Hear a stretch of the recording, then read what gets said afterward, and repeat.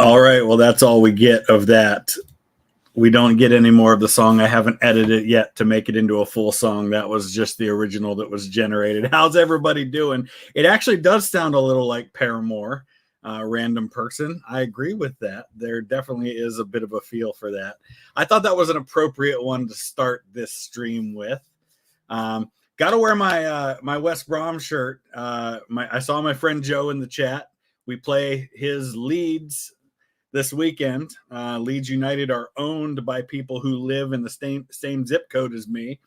So, yeah. Oh, hey, thanks, Brandon. Yeah, just got my hair cut like an hour ago.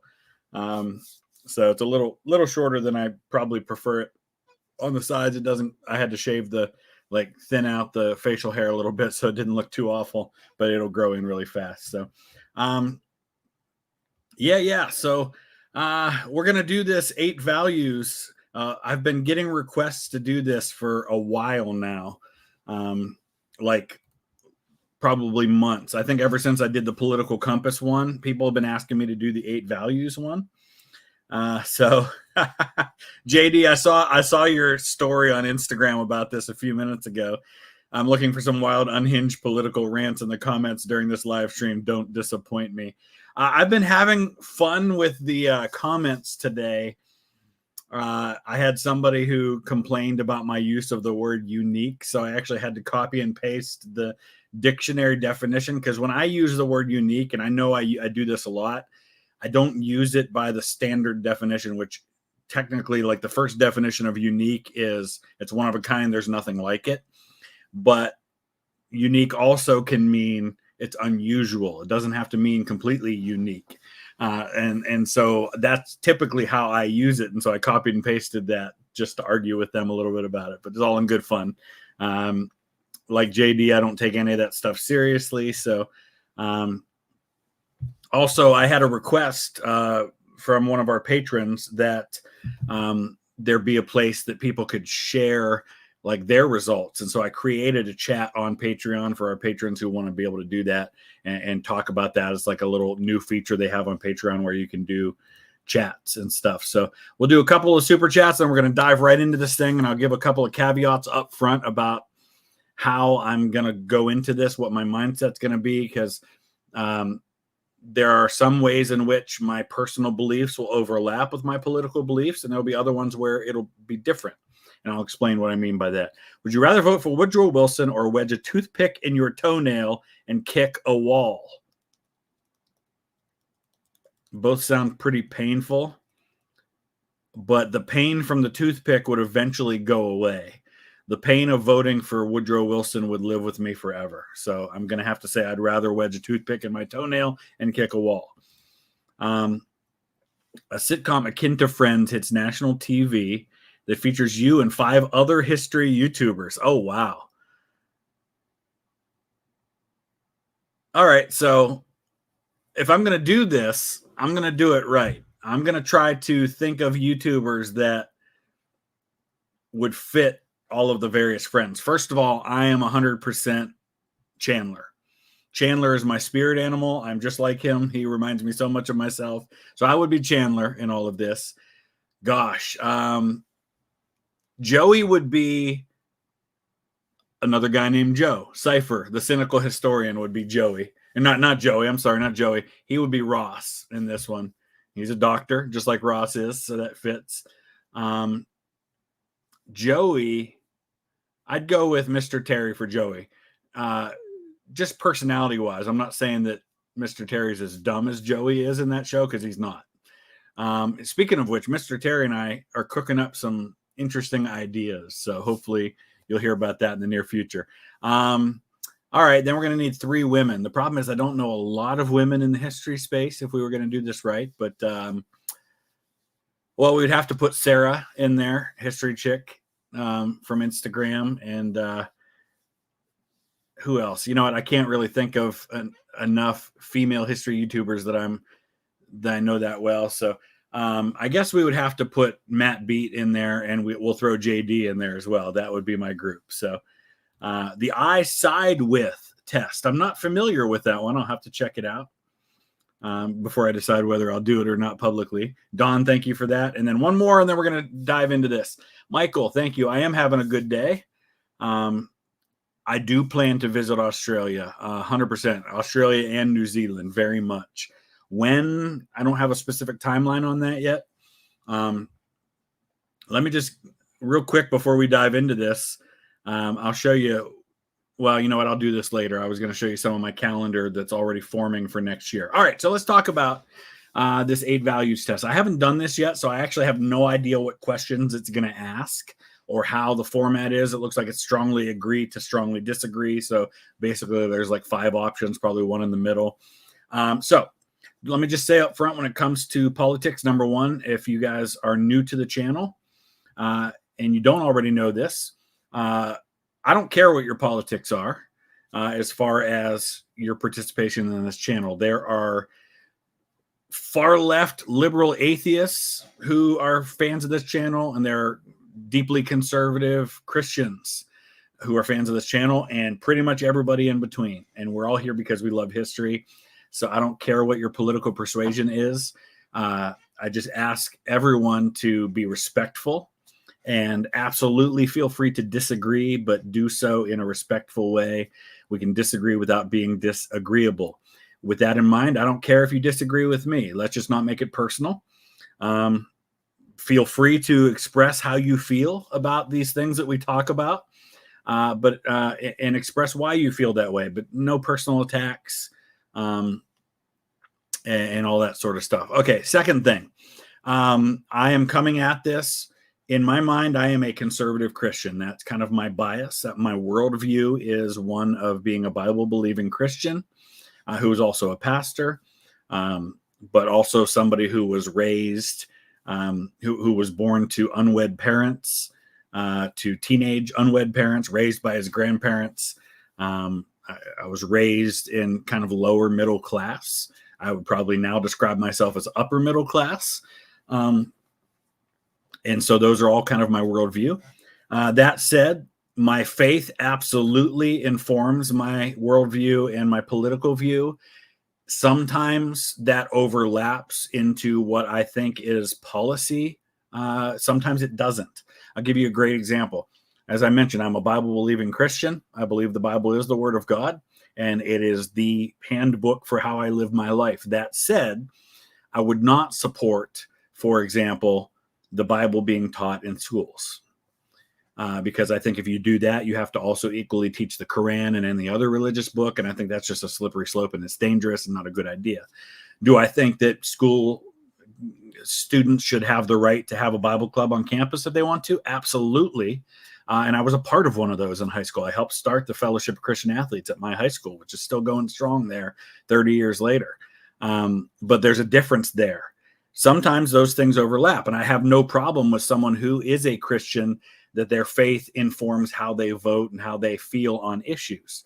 Just like if you're an atheist and your atheism informs how you support certain issues or don't, or that you are, somebody who strongly supports science, or that you're somebody who has a particular philosophy of life. Whatever those things are, that's the way you come at things. So, just to say that just because I support a certain stance politically doesn't necessarily mean that I personally agree with that, but there will be some times when those two things are hand in hand. So I'll explain all that as we go along.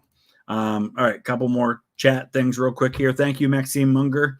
Your reaction to Napoleon's marshals have been great. Thank you. And we will get to the rest of those very soon. Next day or two, I'll do another one. Want to take your take on for a bit. Who had the biggest impact on history, Charlemagne or Napoleon? Wow, that's tough, but I think Napoleon, because I think that the modern world is more connected to Napoleon and his impact on the world than it is on Charlemagne, or that even, for a couple hundred years after Charlemagne, it was pretty heavily influenced, but I think long-term Napoleon probably, but both super influential for sure. Jay-Z Gamer, thank you for that, for being a member, and hello from Texas. Random audience member, Wilson's greater than Reagan, VTH. We should not rule out violence.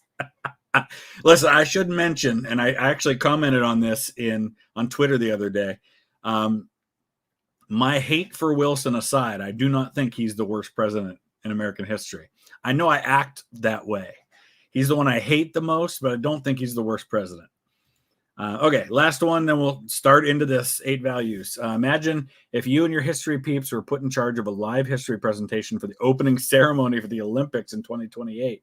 Wow, what would you put into such a show? Well, I think that some of LA's history would probably be a part of that, right? And a lot of people don't know this, but George S. Patton, the general, his grandfather, was mayor of LA. Mount Wilson in LA, where that observatory is named after his grandfather, who was mayor of LA. So I think you'd probably see some kind of Southern California flavor to all of that. Maybe some gold rush stuff, westward expansion. You'd probably put some Native American, Hispanic stuff in there because that's all part of the culture in the southwestern United States. But I don't know. I prefer personally that it reflect kind of American history in general, but I think a lot of those tend to reflect the city and the culture of the place where they are. You're a believer in Christ and separation of church and state. So I don't believe in the separation of church and state the same way a lot of people like to put that out there. First of all, separation of church and state, not in the Constitution. That actually comes from a letter that was written by Thomas Jefferson, that idea where he talked about a wall of separation between church and state. That was his philosophy on it. That was not one that was shared by many of the other founding fathers. I think my interpretation of it and my philosophy on it is that it was meant to keep the government out of religion, not the other way around. So while I agree with like what I said, that you shouldn't be, for example, forcing all high school students in public schools to learn the Bible in public school, I do have a big problem with, for example, not allowing a high school student to talk about Jesus in his or her valedictorian speech, which is the other way in which people come at that. I got a big problem with that. So you see how that's kind of my philosophy on that. Started as a Cincinnati history YouTube channel. Very cool. Rip apart the details you got wrong. That is never my intention, Harrison, but send me an email, vloggingthroughhistory@gmail.com, and send me a link to your channel so I can check it out. Dad Talks, thank you for that. So I'll answer this question. I'll start the quiz. We'll do a couple of questions, and then I'll get to some more of these chats because I don't want to just be doing super chats the whole time. But I have heard of the band Powerwolf, but I'm not familiar with their music. About historical event about Peter Stroud, known as a convicted werewolf by the church. Interesting indeed. All right, here we go. Now listen, I tend to be a centrist, which means I've got to try really hard to not choose like the middle ground on all of these, but I doubt very much that you're going to see a lot of strongly agree, strongly disagree. You're going to probably have a lot of the slightly agree, slightly disagree, because I tend to like nuance a lot. So I'm going to try to avoid that as much as I can, but I have a feeling I'm going to come across a lot of these will be the center. Here we go. Okay. And of course, I may disagree with the premise behind some of these questions too. So we'll see. And feel free to express how you feel in these questions as well. Oppression by corporations is more of a concern than oppression by governments. All right, that one, I'm going to strongly disagree. And I'm going to try to explain my feeling on all these too. That does not mean I don't believe that corporations have the potential to be oppressive or evil or hurt people. It just means that if I'm saying one or the other, to me, it's a much bigger problem when governments are oppressive than when corporations are oppressive. Because if governments are oppressive, there's not a lot of recourse other than violence. If corporations are oppressive, there are at least hopefully options within the government to rein that in. I know many of you will say, well, wait a second, but what if they buy the government? Yeah, that's a concern too. But then that means the government's being oppressive too. So I'm going to strongly disagree with that one. All right, we go right into the next one. It is necessary for the government to intervene in the economy to protect consumers.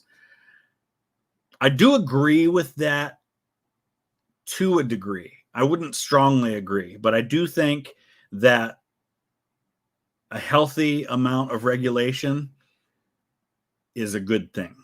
I think we shouldn't just have unfettered capitalism. I can see where that's a problem. So I'll agree on that one.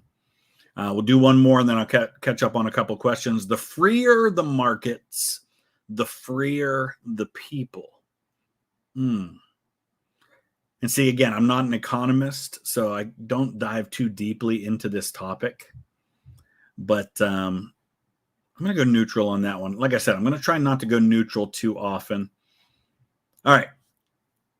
How do I know about Cliff Nectley? I'm agnostic, but found his content really interesting. Thanks for getting me through a rough couple of months with a 5-year breakup. First of all, thank you for the super chat. I'm sorry to hear about your rough couple of months. Having gone just through a divorce after 20 years of marriage, I can 100% relate to what you're feeling, and I'm sorry that you're going through that. I hope things are getting better. I'm not familiar with him, though. Is that a channel? I'll be curious to check that out. Hey, cousin Rita in the house. She texted me a little while before the start of this, and I told her that I was going to be doing a stream, so she said she'd check it out. Unique. That's how we roll in Ohio, and it's Browns country. Heck yeah, it's Browns country. Never doubt that. It is better to maintain a balanced budget than to ensure welfare for all citizens. I think long term, if you want to best position yourself to ensure the welfare for all citizens, then a balanced budget is long term the best way. I do think there are times when you may need to violate the balanced budget in extreme situations. Listen, if we had a thing in place where you had to have a balanced budget, say during the Second World War, that would have been a problem, or during the Great Depression. So I would agree overall that a balanced budget is important, but I wouldn't put a balanced budget above the welfare of all citizens. So I think I might actually disagree with that one, even though I think balanced budget is an important thing. And I'd love to see us do that, except for extreme cases. Publicly funded research is more beneficial to the people than leaving it to the market. See, I tend to think, and this is my conservative showing here. I tend to think that the free market is always the better place for this stuff. And I can understand there are arguments against that, but I think I'm going to strongly disagree with that one. Have I ever watched the docu-dubbery? They're hilarious. No, I have not, Lennox, but thank you for the super chat. Film nerdy. Thank you, sir. Or ma'am. I don't know. Thank you. I guess I should stop using such pronouns. Who do you think did more to inspire the conservative cause internationally, Maggie or Ronald Reagan? That's a tough question. Because Margaret Thatcher, obviously being prime minister in the UK, there's a lot of influence there, I think. But Ronald Reagan also, because of the Cold War and his influence there, that's tough. I'm going to be an American and say Ronald Reagan, but that's a tough question. I'd be curious to know what other people think about that one. Boo tariffs, they're an attack. They're attacks on the American people. So are taxes. I mean, one way or another, you have to do it, right? Even if you don't do tariffs, you're going to do some other tax. Either way, you're taxing American people, I guess, is one way to look at that. Gloves is being an Orthodox Jew. I like your acceptance of all. Absolutely. I don't have to agree with you to accept you and to be, to show respect for you and common decency. And I feel like we've lost that ability to disagree without automatically discounting someone's value and worth and their opinions as being valid, even if I don't agree with those opinions. Tariffs on international trade are important to encourage local production. All right. So again, any of these economic questions, this is not something I consider myself well versed in. I know that this was a big deal in the 90s when I was like a teenager and in my early 20s, because we had NAFTA, the North American Free Trade Agreement, and you have kind of a global market now that didn't necessarily always exist. And the world has changed a lot in that way. I hate to do it, but I'm going to go neutral on that one just because, again, that's not an area that I have strong opinions on, really. I am going to see the Reagan movie. I think it looks pretty good. I like Dennis Quaid, so I'm curious to see. I've seen the trailers for it, and I think it looks decent.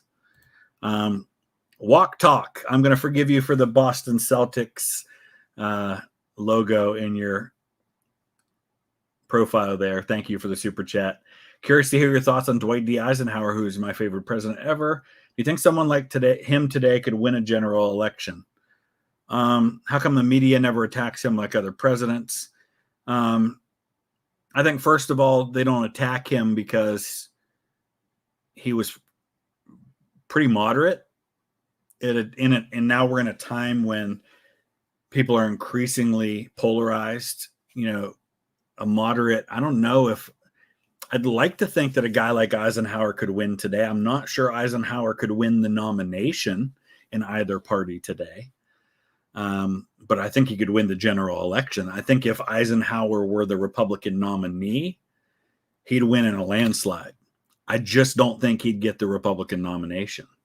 And that's kind of the unfortunate reality of where we are. I hope we get back to that place where moderates can stand a chance. I'd really love to see us have 4 or 5 like different parties with strong, viable candidates that could win, so we don't always get stuck with 2 lame choices, which is what I feel we've had a lot lately. From each according to his ability, to each according to his needs. I strongly disagree with that. While I do agree that certain government safety nets, like social safety nets, should exist, I don't think that we should go straight communism, which is kind of what this implies. So I strongly disagree with that idea that that whatever we produce should go to the collective and then should be evenly distributed. I don't agree with that. I don't think that's a great recipe for success. It would be best if social programs were abolished in favor of private charity.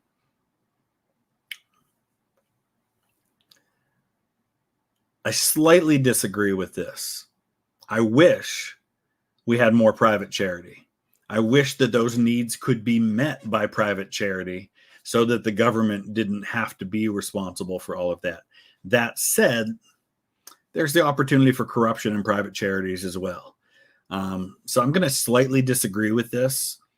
What I wish was the case and what I think is the practical reality, I think on this one are 2 different things. Just kind of looking at what everybody's chat is saying here. Yeah, I'm going to try to not go neutral too much on all of this.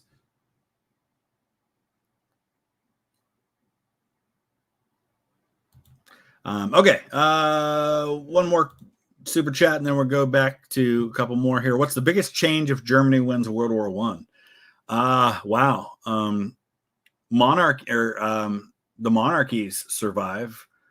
If Germany wins early enough, I think the Russian monarchy survives. You don't probably have communism.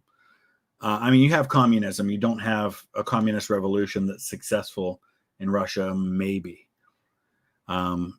You might still have a revolution in Russia, but maybe not a communist revolution. I could definitely see socialism or even communism rising more quickly in a place like France in that scenario. But I think the whole 20th century looks completely different. I think the Cold War, as we understand it, probably still happens, but along different battle lines with different countries involved. That's a quick answer for that. All right. Taxes should be increased on the rich to provide for the poor. All right. So here's the thing with this. Number one, if you confiscated the wealth of the wealthiest 1%, you couldn't provide for all of the poor. That is, I think, a bad strategy for success, especially when you're putting it in the hands of the government. I do believe, number one, that we should close all the loopholes.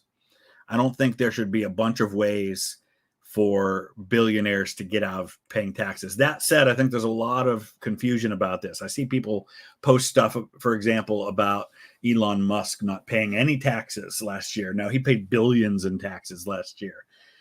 Maybe not on personal income tax, but in other ways. So I would like to see a lot of the loopholes that rich people take advantage of being closed. I would love to see inheritance taxes go away. I would be fine with some kind of either a value added tax or like a sales tax on certain items, not on everything. Because I'm okay with like poorer people, because there have been plenty of years where I paid nothing in federal taxes because I just didn't make that much. You know, when I was making $40,000 a year and had a wife and 3 kids to support on that, I didn't pay federal taxes. In fact, I got money back from the government that I didn't pay. Like my refund was more than what my federal tax was. I don't have a big problem with that. I think it's a nice little help to people. So you could still start it at a certain place. I don't necessarily agree with a flat tax where if you make 20,000 or you make 20 million a year, you pay the exact same percentage of taxes. So I wouldn't agree that they should be increased. I just think that they should, like, loopholes should be closed. So I'm actually going to end up neutral on that one because I have arguments for and against that statement. Inheritance is a legitimate form of wealth. Absolutely. We shouldn't punish people because their family built wealth, and we shouldn't take it all away and say, well, you know, just because your grandpa was rich, you need to start from scratch. I don't agree with that. I don't think that's fair or right to do that. Admiral History, do you think the South had better cavalry generals? By and large, yes. If you couldn't be from Ohio, where in America would you prefer? Kentucky, 100%. And if my cousin Rita's still in the chat, she better agree with me on that because our family's from Kentucky. Rita's grandfather and my great-grandfather were brothers, and they were both born in Carter County, Kentucky. One more, and then we'll do some more of this. The 3 railway engines, thank you for that. Would you consider doing reactions to the channel Jack the Ripper tour? Interesting. Did a video recently talking about whether Stride was a Ripper victim based on the kind of knife used. I've heard that argument. I don't know that I agree. I think she was a Ripper victim. I think there's a lot of evidence there that, but that's not a topic to get into today. But yeah, I'll check that out. I'm always down for a good video on Jack the Ripper. Okay. Basic utilities like roads and electricity should be publicly owned. I actually would be okay with that, with public utilities. Of course, I mean, there's the concern there about competition. You know, I like, you know, my electricity is pretty low because there's providers compete and I get to choose.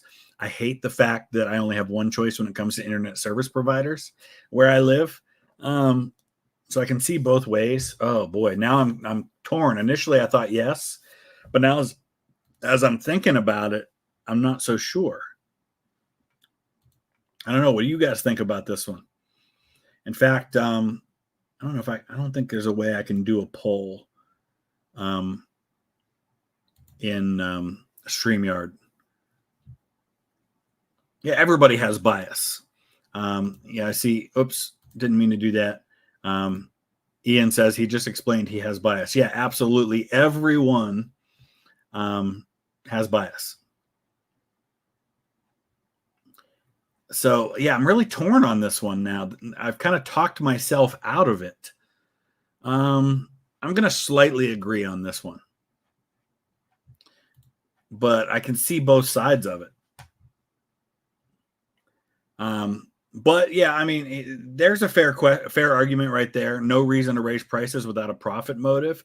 So if the government owns it, I mean, if you could get the government to own utilities and then have some kind of a system by which you could have some kind of a regulating body that basically allows to where it doesn't make a profit. I mean, that they're charging enough to pay like the workers and things like that.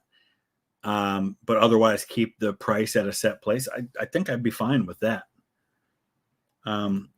Ever find yourself in the Wheeling Weirton area? Yeah, all the time. Absolutely. I mean, it's not that far from me. That's like an hour away from where I live. So leaving divisive partisan politics, which is important to me as a self-described enlightened centrist.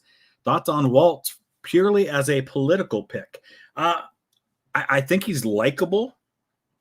I think he's very likable. Like I find him likable. I disagree with him on politics, but I like him.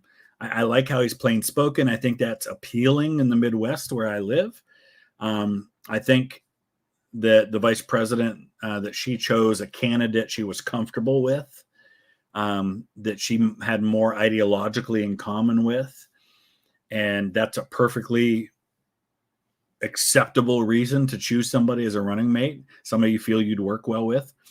I think it's interesting that he seems like he's a lot older than her, and they were born the same year, which I find very fascinating. But I think overall, I think it was a good choice for her. I think it was a solid selection. Government intervention is a threat to the economy. I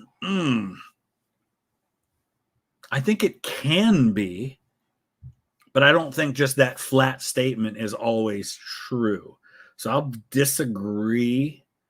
And again, like I said, there's always nuance and there's always gray area. And I can see examples where government intervention is absolutely a threat to the economy, but there are plenty where it's not true. So I would have to, I think, just at least slightly disagree with this one. Those with a greater ability to pay should receive better health care. This is going to be a controversial one. I'm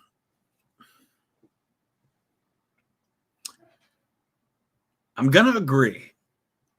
But again, offering this caveat, I don't think ability to pay should automatically equal access to health care.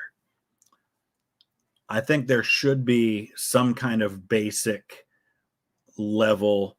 I think we have to acknowledge that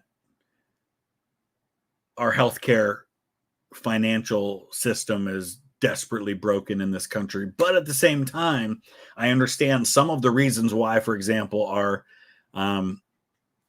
healthcare system does cost more than it does in other places. We are on the forefront of a lot of the innovation and things like that. And again, it's a complicated topic. This is a tough one. I acknowledge there's no good answer to this. And I acknowledge that I wish people didn't have to worry about going bankrupt just to get the health care they need. And I think that our healthcare system sucks big time in a lot of ways.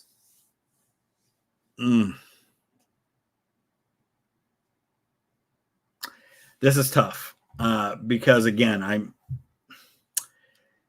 I agree to a point, but I also disagree that that should be the determining factor on whether people get treatment. So I'm going to agree, but again, explaining why I agree there. That's the problem, is the wording of some of these questions makes it difficult for me to answer. That's why I'm trying to explain even as I answer it so that you understand my nuance to all of these. All right. Thoughts on the Israel-Palestinian conflict. So bottom line for me, and I know this might come across to some people like a cop-out answer. Number one, what I hate is the fact that people try to force everyone to be either or. For example, if you say, I think that Israel has gone too far in some of the things that they've done and the attacks that they've launched, people say, well, why do you hate Israel? Why are you an anti-Semite? And I don't think that's true. Likewise, if you say, you know what, if I were in Israel's position, I would have done exactly what they did, doesn't automatically mean that I hate Palestinian people or that I'm automatically pro-Israel and think that they should have a blanket right to just bomb Gaza into the Stone Age. And so with all of that said, my bottom line is this. I hope for a resolution as quickly as possible that protects innocent people. Understanding that there are innocent people on both sides who have been killed. The attack that started all of this, and I know that anytime we say started, that there were things before that and before that and before that and before that. Just like in all of history, everything's connected. But what we point to as the start of what began this latest round of what's going on was awful, should be loudly condemned, was a terrorist attack, period. Was wrong, and a lot of innocent people were murdered. That said, the response doesn't necessarily, even though I believe a response was necessary, let's face it, if the United States were in this situation and Mexico was doing what Hamas was doing, we would have bombed them into the Stone Age too. And again, I'm not saying it's right. I'm just saying that's what would have happened. So I want the violence to end on both sides as quickly as possible. And I want innocent people to stop paying the price for the decisions that are being made on both sides by people who are causing the death of a lot of innocent people. So I hope that makes sense.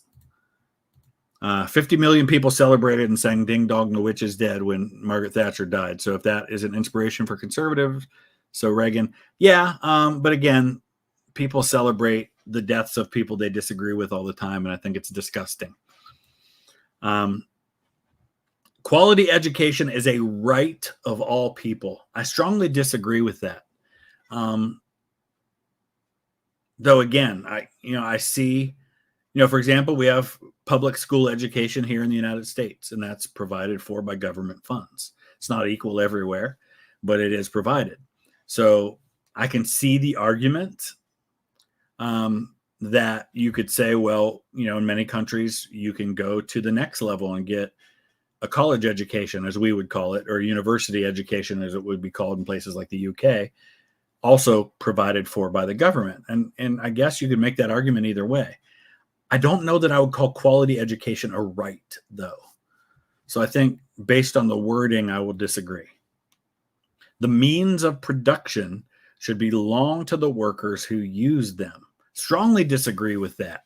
And you'll find that one of the few areas where there's not a lot of nuance for me is when it comes to unions.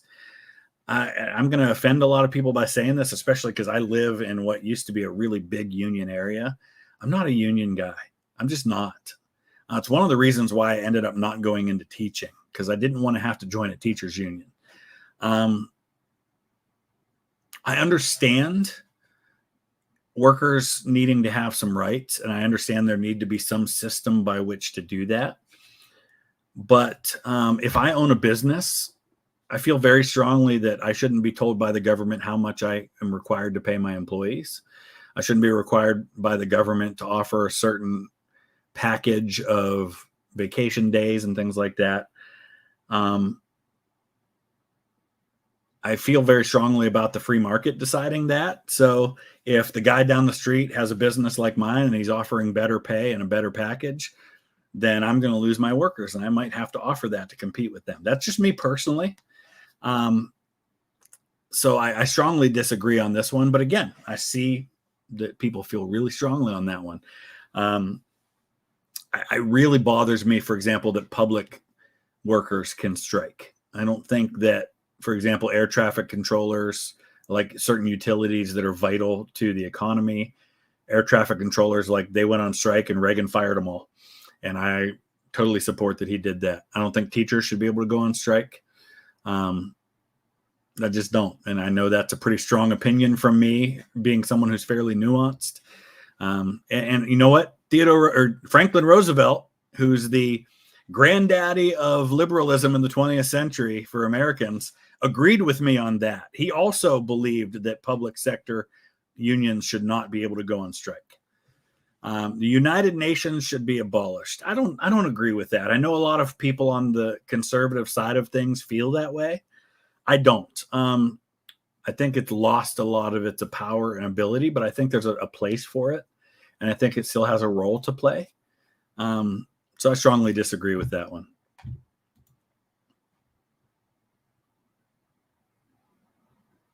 And I understand the people who think it's useless and it's lost a lot of its power. All right, where are we at on the super chats? Got to get caught up here. I don't think Dwight could win. His moderateness wouldn't whip up either side's partisan voting base. I agree with you. But at the same time, in an election like, for example, 2016, where I think nobody was really fired up about their candidate and really was kind of voting against the other person. I shouldn't say nobody. There were people who were fired up on either side. But I think there was a strong group in the middle that were hungry for something else in that election. So I think there could be a time in place for that. William, it's not on the quiz, but mind if I ask your thoughts on young earth creationism in public schools? As an atheist, I'm strongly opposed. I'm okay with it being taught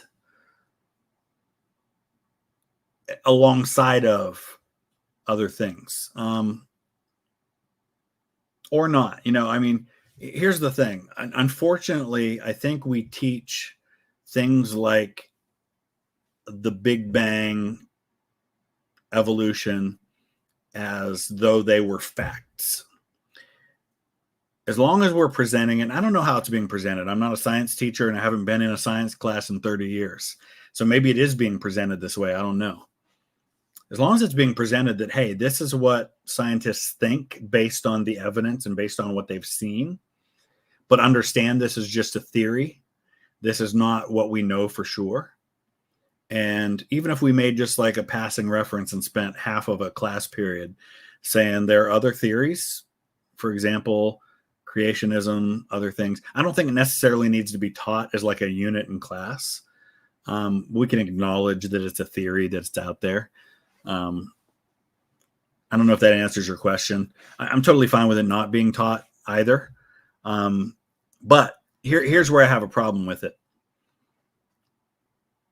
where it gets into a gray area, where you have, for example, if I was a kid in that class and it asked me the question, how old is the universe?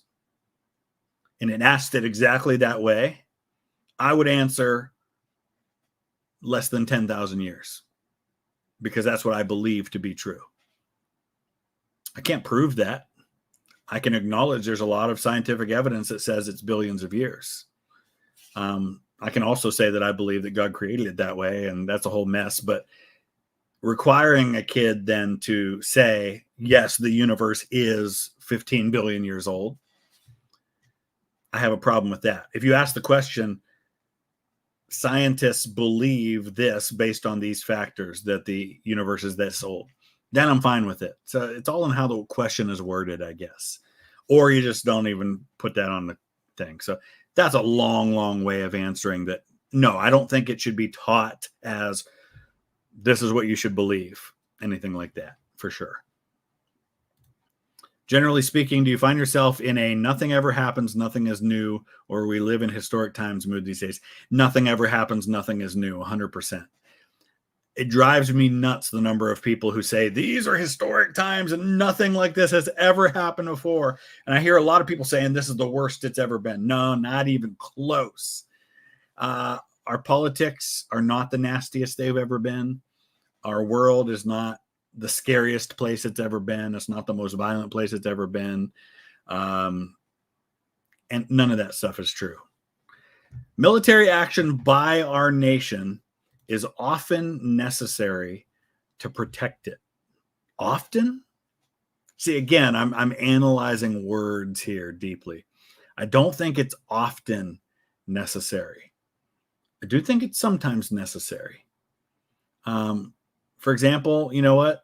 I know a lot of people hate these, but the occasional drone strike, if it takes out a terrorist, and there's been some process by the people who make that decision to confirm that that's a legit target and we think that protects the country, not a huge problem with that. And I know that a lot of the younger audience of this channel, that's a big issue for you guys, that you're strongly opposed to that. So that kind of action, Yeah. Do I think we should be invading every other country and changing their regime because it might pose a threat to our nation? No, absolutely don't think we should be doing that.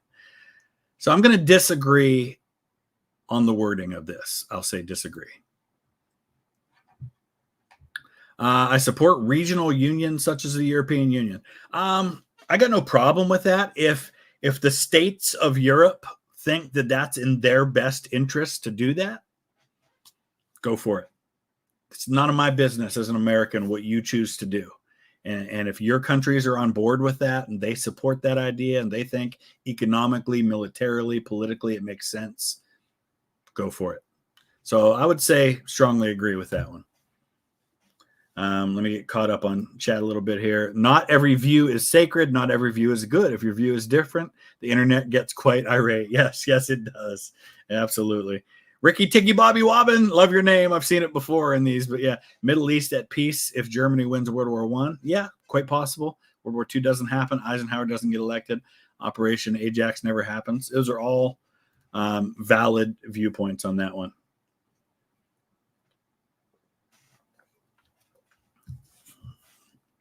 So they tried to censor Elon, so no. So just because you disagree with a choice that organization made doesn't mean you can't agree with their right to make that choice.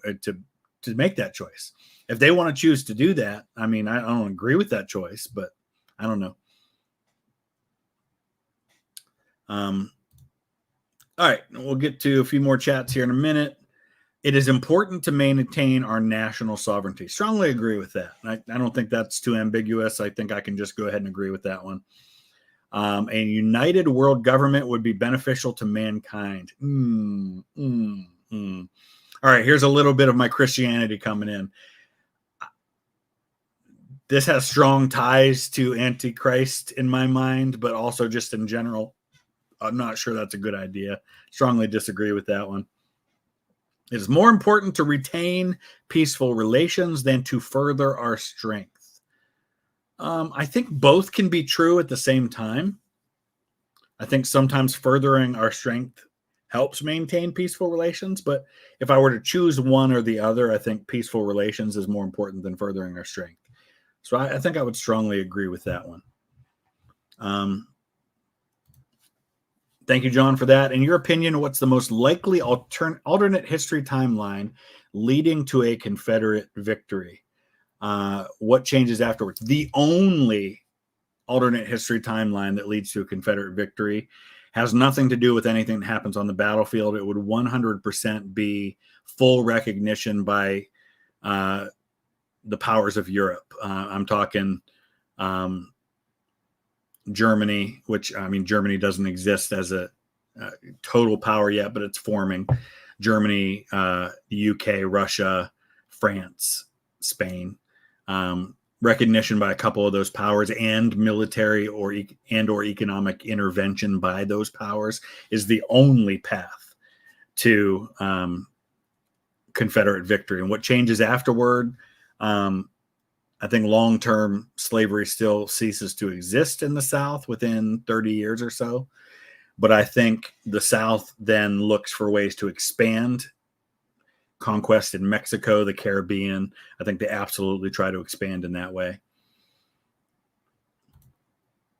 Kennedy, thank you for that. Thank you for all the great unbiased, great content. I appreciate you calling me unbiased. I try to be while acknowledging my bias at the same time. I definitely do have bias. Will RFK Jr. be the Ross Perot of the 24 election? I don't think so.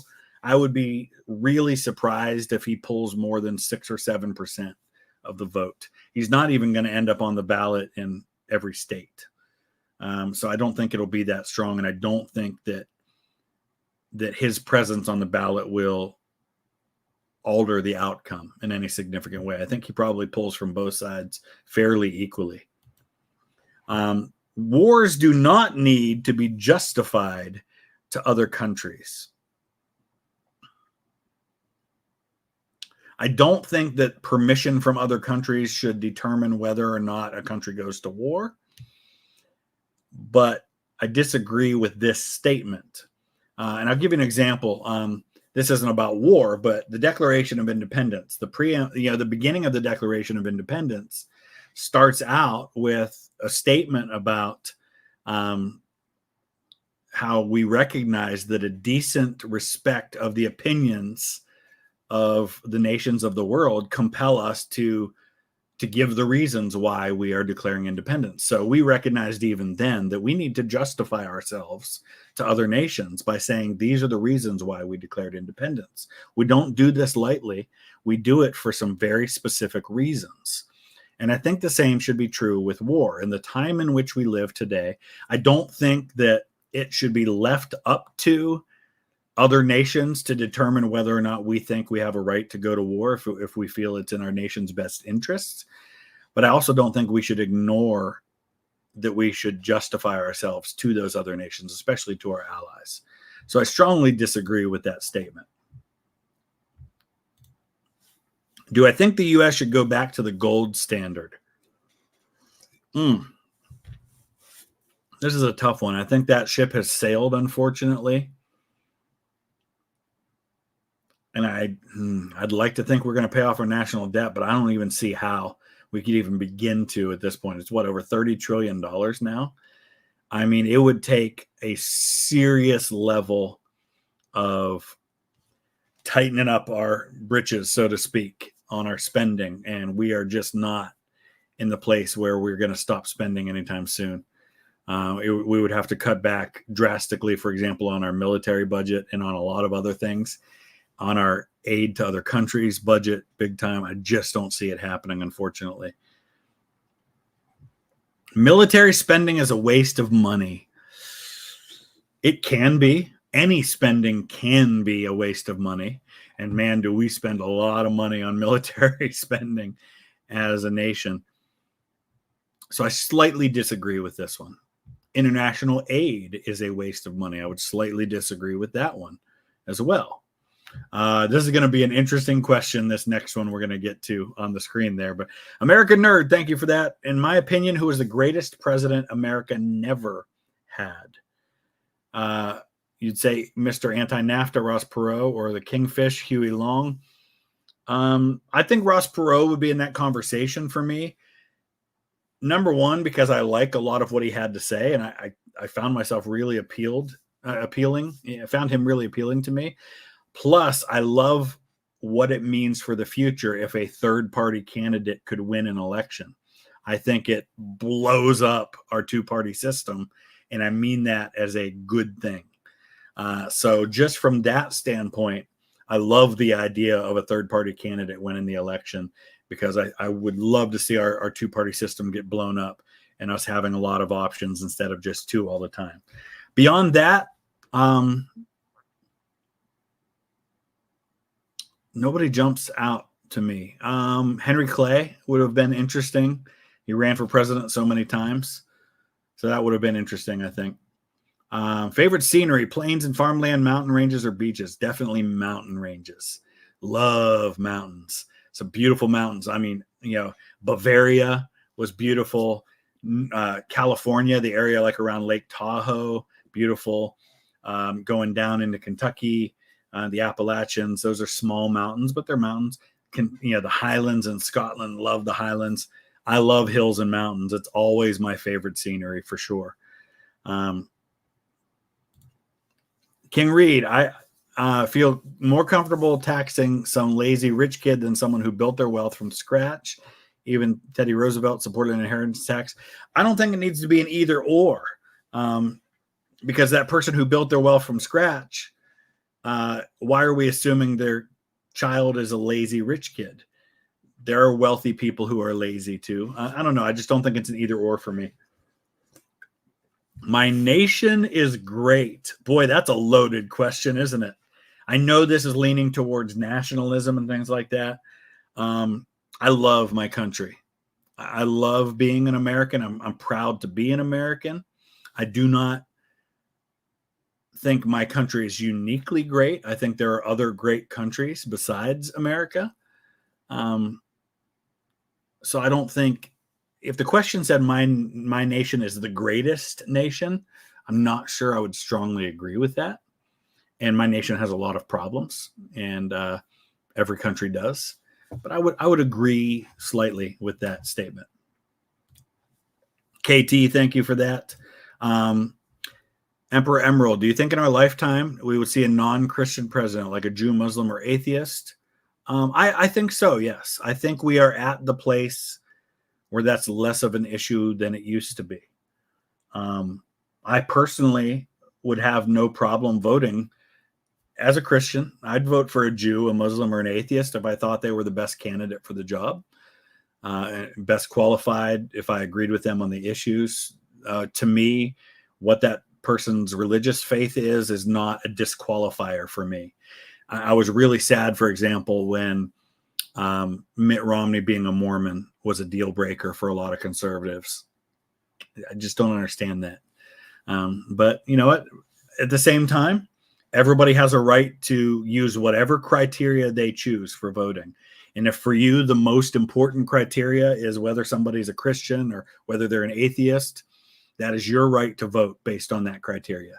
Just as it's my right to vote on a particular issue like taxes or abortion or anything, military spending, anything like that. Sean, Taft is your second favorite president. Ohio for the win. One of the smartest Americans. I agree with that. Very smart guy. Never really wanted to be president, I don't think. Supreme Court justice was always his first love. That's what he wanted to do. I agree with your statement. I don't think I'd have him as like my top 5 presidents or one of my favorites, but I agree with everything else you said. Research should be conducted on an international scale. I don't know if should is the right word, but I like the idea of doing that. And I think great things could happen if that was done. And I think it is done in some cases. So I don't like the word should there, but I'll agree anyway, just overall with the statement.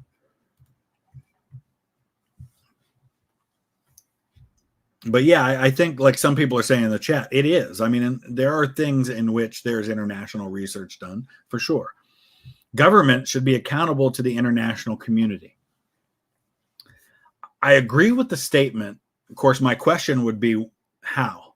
What does accountability look like? Because, for example, we talked earlier about the United Nations. Well, United Nations is great, but what does accountability look like? I mean, there could be sanctions and things like that, but members of the Security Council have veto power on a lot of that stuff. So the United States, France, the UK, China, and Russia hold veto power on a lot of those issues. So really, in some ways, those 5 countries are immune to accountability because they can veto attempts to hold them accountable. I know there are ways around it and stuff like that, but I'll slightly agree with that statement just as a blanket statement. Empress Mermaid, 100%. The answer to everything is it's complicated, but at the same time, I'm taking the quiz and I got to answer the questions. So hoping that everyone understands that all of these are nuanced, complicated topics that don't necessarily lend themselves to simple answers. 12, I 100% agree with that. 100%. One of the reasons why I am very unlikely to buy an American car, and it's really unfortunate because I'm one of those people that would 100% love to, quote, buy American. I would love to support American industry, but at the same time, half of those American cars aren't made in America and half the foreign cars are. So, for example, 2 of the most recent vehicles that I drove were a Hyundai Sonata and a Chrysler Town & Country van. That Hyundai Sonata was made in America. The Chrysler Town & Country was not.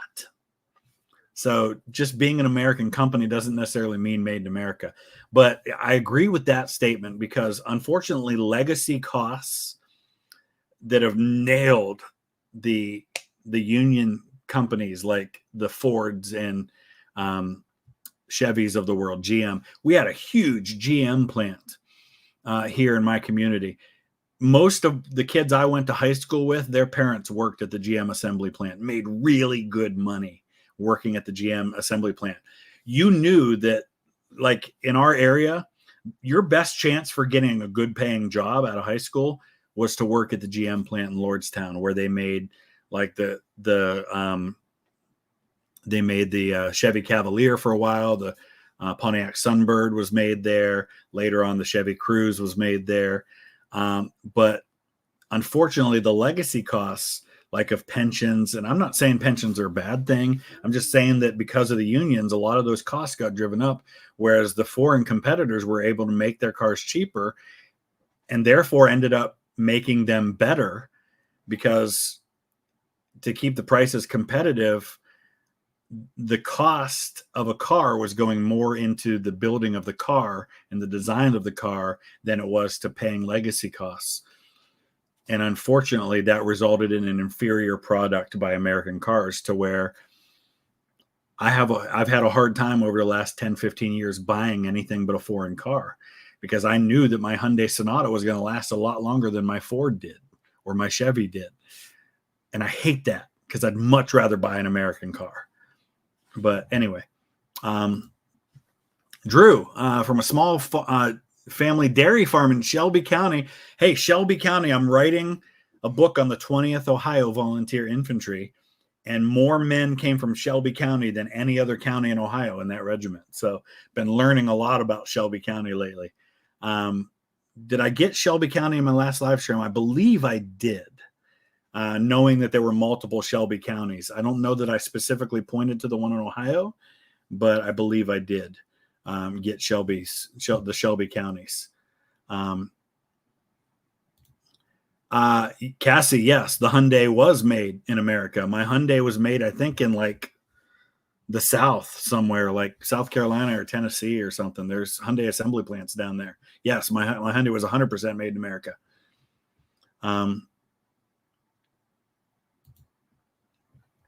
Okay. Where are we at here? I don't know where this idea came from that candidates aren't moderate. Biden is still much more moderate compared to FDR. I suppose in some areas that's true. That's a fair point. Even when protesting an authoritarian government, violence is not acceptable. I strongly agree with that, and I know a lot of people don't. And revolution might be called for in a situation like that. Oh, you know what? Here, as I'm talking through this, okay, who gets to define what's an authoritarian government, right? Because I can see people saying that our government right now is authoritarian and therefore violence is the answer. I disagree that that's the case. So I think I would agree with the statement, just because I don't think that it should be left up to just random Joe on the street to determine that we should riot in the streets because we don't like the fact that that Joe Biden got elected president, or that Donald Trump got elected president. I can see, like, for example, people say, well, then you disagree with the American Revolution. Well, no, the American Revolution was the states banding together and forming a government and saying, we're starting our own nation and we will fight with our military against a foreign power fighting to keep us from being independent. That's different than people going and rioting in the streets because they don't like a decision.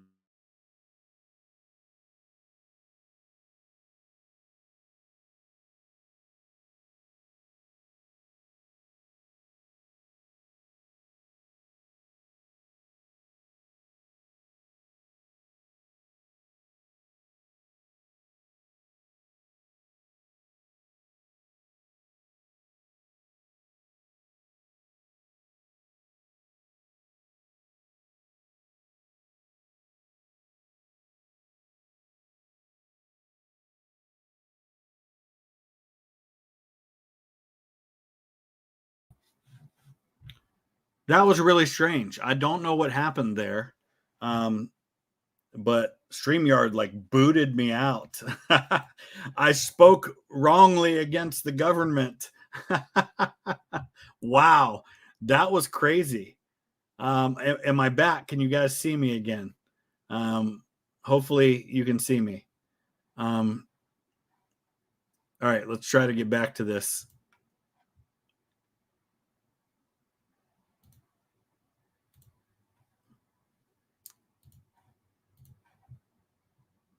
Okay, all right, I'm back. Wow, that was weird. I've never had that happen on a stream before.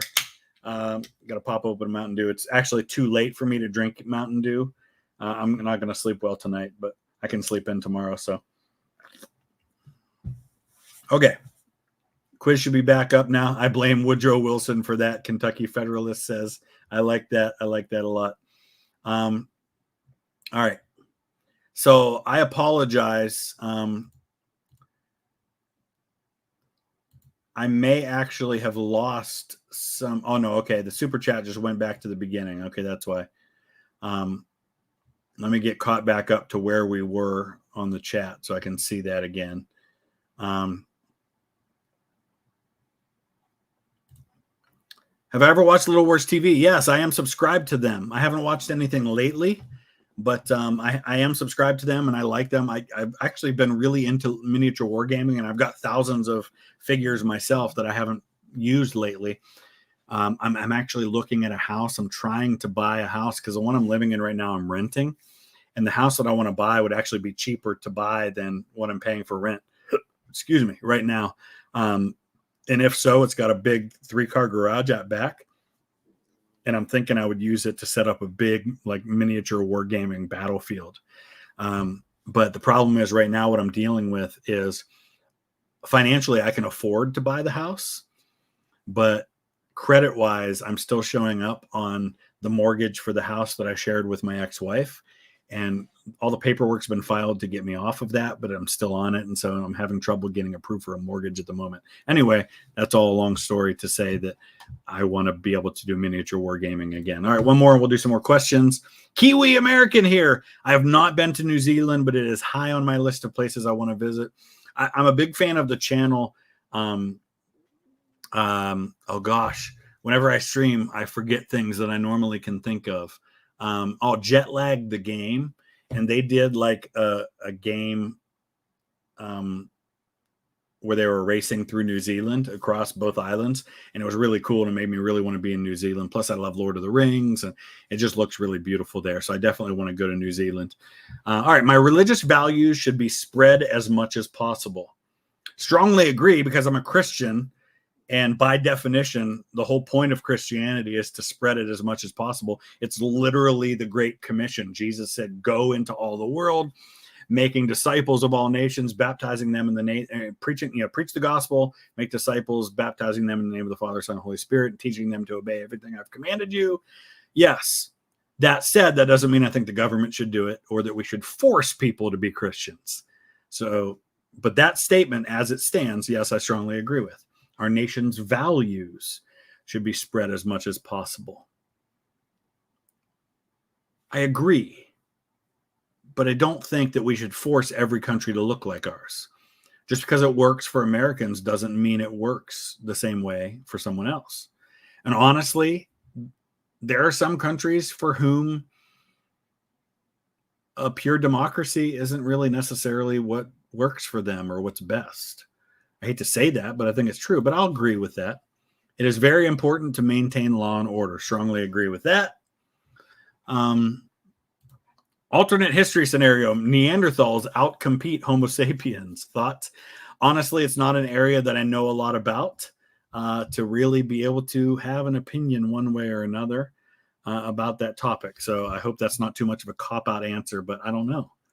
I guess it would certainly be different. Do you believe that Western history is more important in shaping current world compared to Eastern history? Great question, by the way. Do I think it has more of an important, again, I'm hedging my bets on these things. I don't think Western history is more important than Eastern history. I do think it has a greater impact on the current world. I hope that makes sense. So in shaping the current world, I do think it probably is more important. That doesn't mean it should be more important. I hope that makes sense. Okay.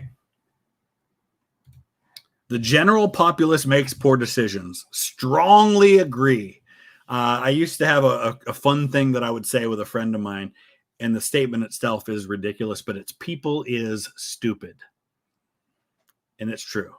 I think generally speaking, people are idiots. Individual people are amazing, but as a whole, we can be really stupid sometimes. That's just a reality.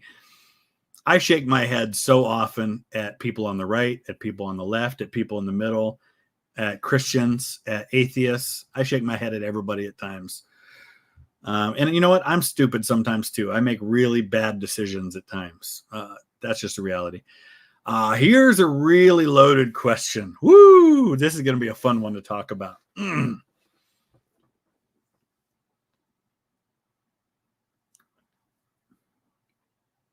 Again, discussing the nuance of this one. On the surface, just as it's stated, I think I would agree with the statement. But as I dive deeper into the topic and I start peeling back some of the layers, now I look at the fact, well, as a Christian, I personally am opposed to suicide. I don't, as a Christian, believe that people who commit suicide automatically go to hell. I don't think that's biblical. I don't think that even is logical based on my understanding of Scripture. I also see the complicated nature of this and what it could lead to if abused. I see scenarios in which now the government can step in and order physician-assisted suicide. If, for example, the government is the one paying for someone's medical care, and that person is deemed to not be in a place where they can decide for themselves. Can the government then step in and say this person has no quality of life? We deem them incompetent, and we're going to take over and make the decision for them. And our decision is that this person's life should be ended. Now, on the surface, that shouldn't be a consideration here. But the slippery slope part of my brain says it could lead to that.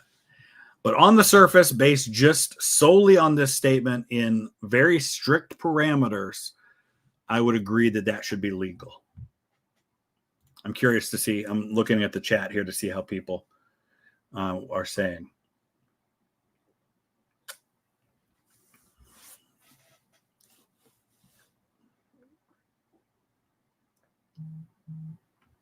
And then the other question, of course, is in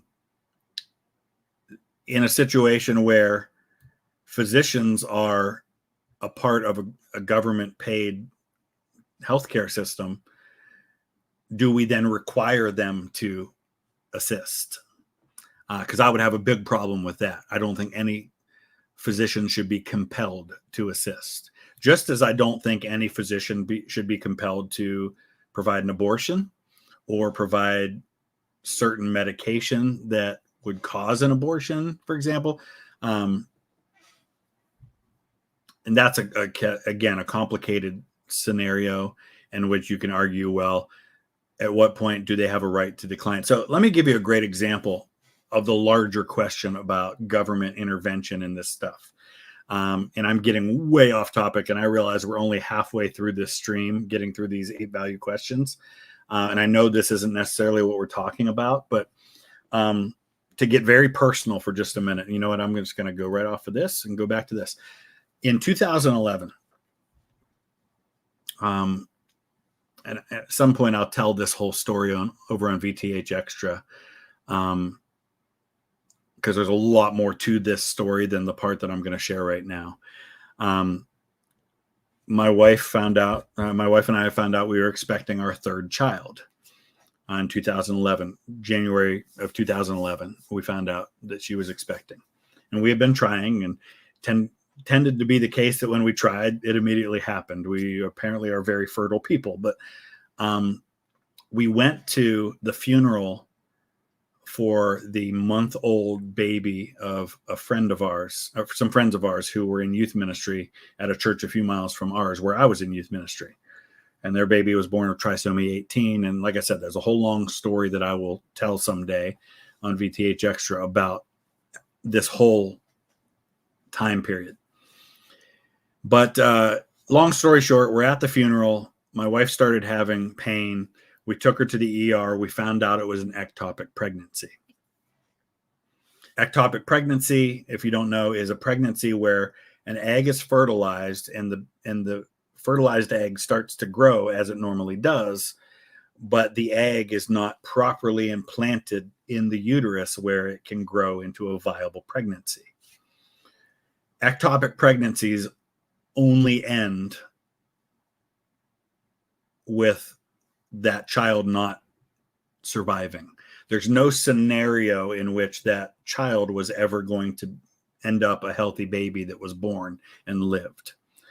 The ectopic pregnancy was going to end at some point. The only thing we could control was how. Now, the hospital that we were in was a public hospital. Had we gone to the other hospital that is in our community, which was a Catholic hospital, our options for how to deal with that ectopic pregnancy would have been different. Because in that Catholic hospital, for example, they would have determined that certain courses of treatment would result in an abortion, and therefore they would not do. So our options would have been somewhat limited. There were still options for treating that, but they were more complicated. I have no problem with that hospital, had we been at a different hospital, choosing not to offer certain options if they feel that that was an abortion in some cases. In our case, it was a scenario in which there was no way that that child could be born. And so what we ended up choosing to do was there was a medication that she took that would cause her body to basically abort that child. We knew intellectually that it was the right decision. It was the best decision in the case of my wife. And I am somebody who's strongly pro-life personally. But we also knew that there was no scenario in which our child could survive. And yet, when they came in to give her that injection that we knew would result in the death of our unborn child, it was, to this day, the hardest thing that I've ever done in my life. And yet we knew 100% it was the right decision. So I understand how immensely complicated those decisions can be. And I have no problem whatsoever with a doctor in that scenario saying, you know what? I personally am opposed to doing this. You need to get a different doctor. And as long as there was another doctor that was available to be able to do that for us, or they could take us somewhere where that could happen, fine.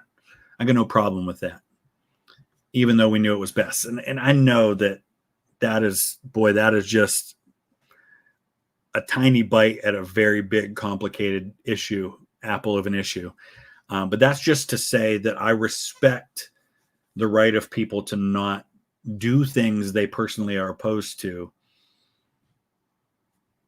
as long as I can find some other way to do it. So if the government says that physician-assisted suicide is legal, I'm fine with that. But don't force a physician to assist a suicide is all I'm saying.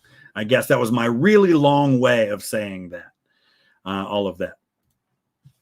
I think there should be universal election rules for federal offices. I don't think the federal institutions can't claim legitimacy if every state has different rules in administering elections. Fair to a point. I would be okay with limited. I don't know exactly what you mean by rules, but I think there are some limited rules that are equal everywhere. For example, the right to vote, like the age for voting is federally set. The fact that a state couldn't decide to keep women from voting, for example, is federally set, or a certain race, things like that. I think veto for Security Council gets overused. I agree 100%, Malik. It absolutely does. All right, we're going to go all the way to 40 just because I need to move a little faster with some of these. The sacrifice of some civil liberties is necessary to protect us from acts of terrorism. This is one that I'm probably going to be in the minority on. I know that, Benjamin Franklin says those who give up some liberty in order to gain some protection deserve neither, or something to that effect. But I do agree. So, for example, the perfect example is this. I fly a lot. I have zero problem with the security that we have in airports. If letting them search my bag and letting them scan my body makes me safer in getting on that airplane, it makes my kids safer, got no problem with that. Can that statement, oh, you know what? You're not even looking at this. I'm sorry. Can this statement be abused? Absolutely. Absolutely can be abused. But on the surface, I agree with this statement. Do I have any thoughts on Huey Long? Not a lot. I'm sorry. I said I was going to go all the way to 40. I don't really have any thoughts on him. He's not somebody I think a lot about or have strong opinions on. Government surveillance is necessary in the modern world. Again, as long as there's proper oversight and it's being done right. Can it be abused? Absolutely. But I think to a degree, it absolutely is necessary in the modern world. The very existence of the state is a threat to our liberty. I strongly disagree with that statement. I don't think the concept of government is a threat to liberty. I don't agree with that. So I strongly disagree with that one. Regardless of political opinions, it is important to side with your country. I disagree. I think it's okay. It's not only okay, I think it's important that we speak out against our government when we disagree with it. All authority should be questioned. Strongly agree with that. Absolutely. Absolutely should be questioned. Doesn't mean all authority should automatically be mistrusted, but it should all be questioned. A hierarchical state is best. What do they mean by that? What do you think they mean by that? Let me know in the comments. I'm curious to see. Meanwhile, I'll answer a couple questions. You say that you're conservative, but what kind exactly? Neoconservative, paleoconservative, libertarian conservative, or populist? I don't know. It depends entirely on how you define all of those things. I'm probably not any of those, though, honestly. I guess we'll see when we get to the answer from this. Ever been to upstate New York? A little bit. Not a lot of it, but I've been to some parts of upstate New York. I've spoken a few schools that way. The Corning Glassworks and Glass Museum in Niagara, and the views are awesome. Yes, I've been up like to Syracuse. I've been up to Philadelphia, New York, which is up by Fort Drum, where the 10th Mountain Division is based. Spoke at a school there. Thank you, Carson, for being a member. Appreciate that. And I want to look at the chat and see what people think about a hierarchical state. Do I think that the Electoral College and winner take all systems, all states, is the reason why the U.S. has a two-party problem? No, I don't think so. I don't think it would matter. I think a two-party system would win out regardless. Does it contribute to it? Maybe it does in some ways.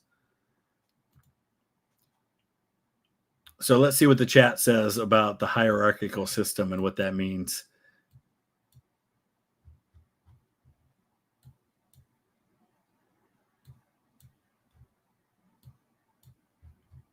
I'm getting caught up on the chat here. Here we go. What do they mean by this question? It is a vague question. That's so they mean social classes, like the feudal system, different classes. If that's the case, then I would strongly disagree. All right. What's the biggest conspiracy you believe in? I don't think any conspiracy I believe in. I will say that the one I'm willing to entertain, and I would say maybe is like a 20% chance that it's true, is that Hitler made it to Argentina. I'd say there's some merit to that conspiracy theory. Do I think it's true? Probably not. But I think there's some merit to it, at least. It is important that the government follows the majority opinion, even if it is wrong. Strongly disagree. There's a reason why we are a federal republic and not a pure democracy. Majority opinion is not the way to go. Majority opinion, the way they describe it, and I agree with this, pure democracy is two wolves and a sheep deciding what's for dinner. And you see the problem with that. So I strongly disagree that the majority opinion should be followed, even if it is wrong. The stronger the leadership, the better. Again, what does that mean? Strong leadership. I think strong leadership is good. I think strong leadership, in my mind, means you make the unpopular decision, even if you might get voted out because you feel it's best. If there's a really great president, but he's not from Ohio, is he still a great president? Yes. I'm not so blinded by my love for my state that I can't see that. In fact, honestly, Ohio hasn't had a great run when it comes to great presidents. Not all that great, especially the last one, which is why we haven't had one since.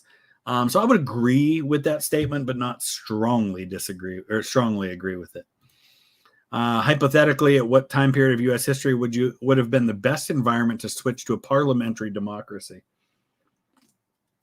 Yeah, only at creation. I think at creation was the best chance to do that with Washington's backing. Once you get past that, it gets almost impossible to do anything. Democracy is more than a decision-making process. What is that supposed to mean? I'm going to go neutral because I have no idea what they mean by that. Environmental regulations are essential. Again, this is one where I hedge my bets a little bit.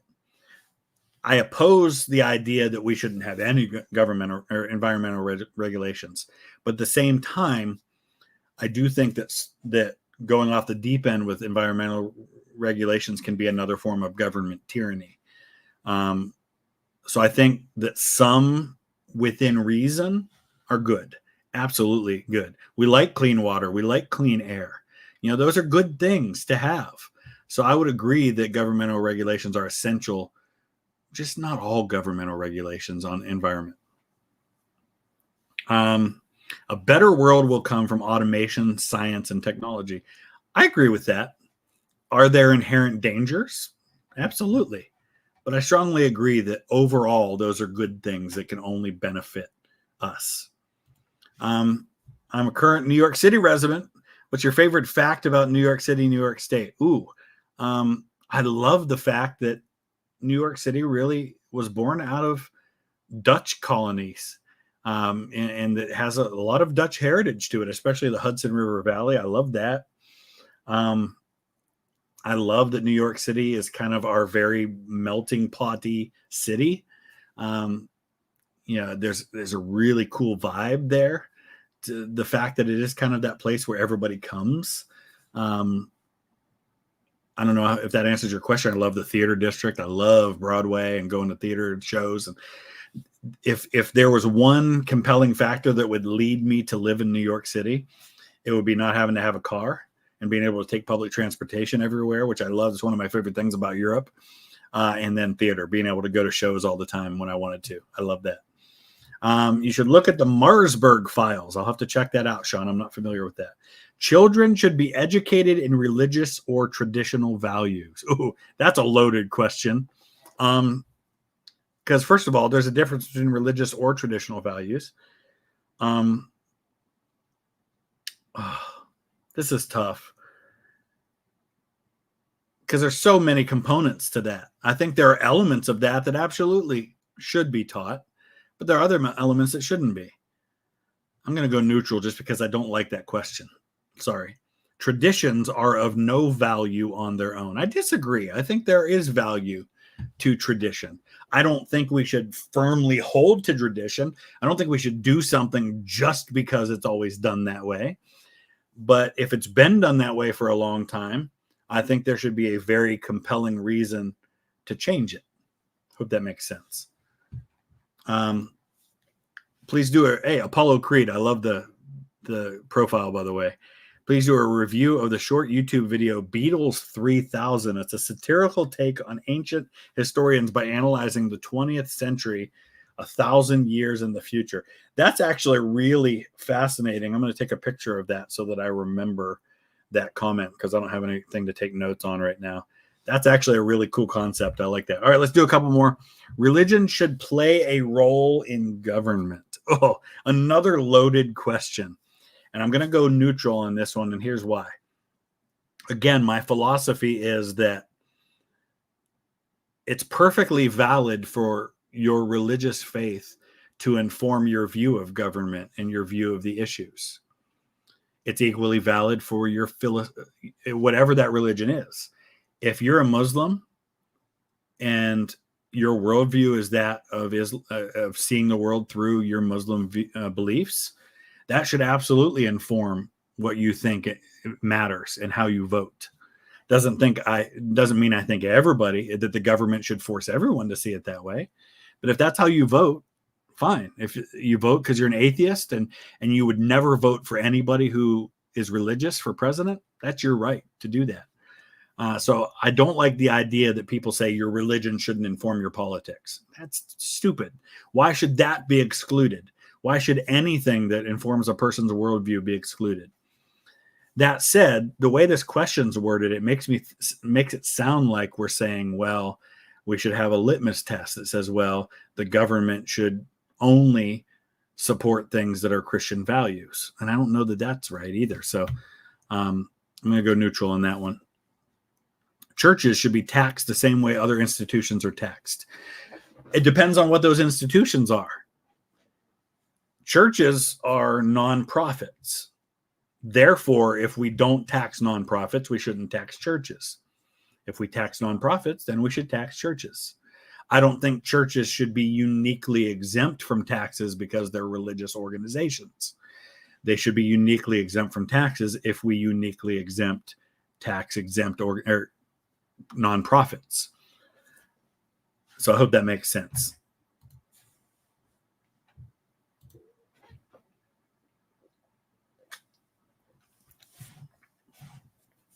And then, of course, the argument is, for example, you would say, well, if I as a Christian start speaking from the pulpit and telling the people in our church, the only correct candidate for people to vote for this fall is Donald Trump. If you're a Christian, you need to vote for Donald Trump.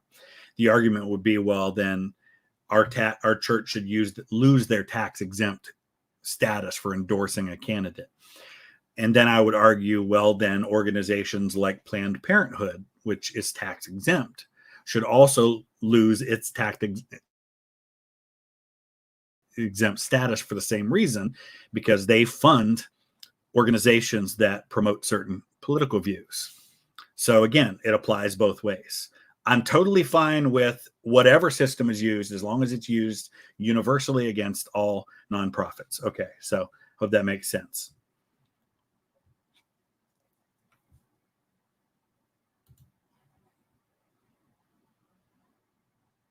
I will say this, Empress Mermaid, we absolutely as churches do have regulations on how we operate.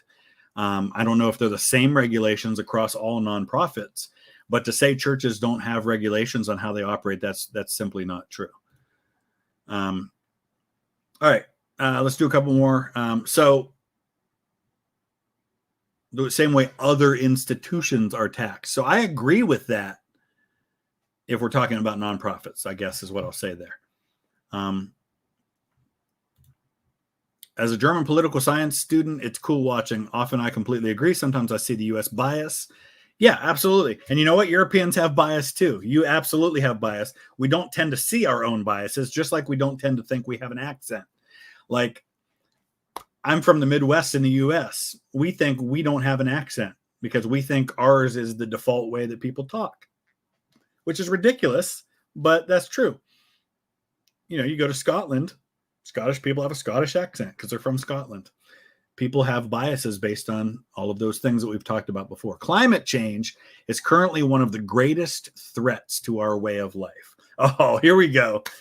All right, so 2 parts to this question. Number 1, do I believe that there is climate change? Yes. Do I believe it's 100% man-made? No. Do I think the climate goes through cycles? Yes. Do I think we should regulate industry and pollution to mitigate the damage done to the environment? Absolutely, we should. Do I think climate change is currently one of the greatest threats to our way of life? Absolutely not. I hope that all makes sense. I'm not one of those people that say climate change isn't happening. I'm also not one of those people who say man-made climate change is going to destroy the entire planet in the next 20 years. I'm right in the middle somewhere. So I strongly disagree with this statement as it's worded. It is important that we work as a united world to combat climate change. Again, because my view of what that means is different. Like, here's the thing. A lot of countries are signed on to these accords to cut emissions and things like that. On the surface, I got no problem with that. But the problem is there's no way to enforce it in the countries that are some of the worst offenders, like the Indias and Chinas of the world.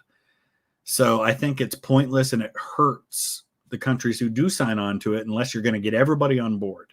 So I think if you work together and you come up with some sort of an agreement that only takes effect when all of the industrialized nations sign on, then fine. So I'm going to go neutral on that one, just because I don't know if I like the premise of the question. Book tip, The Emigrants by Wilhelm Moorburg. All right, again, I'm going to take a picture of that one just to see.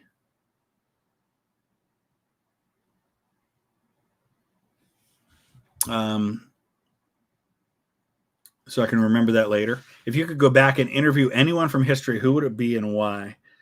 Theodore Roosevelt. I just think it would be awesome to sit down in a room with that guy and just get a sense of his vibe and just talk through his life story, because he's got such an amazing life story.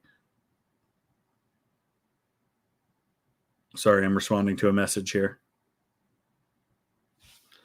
All right, let's do a couple more questions and then we can get to some more of these. Society was better many years ago than it is now. I strongly disagree with that.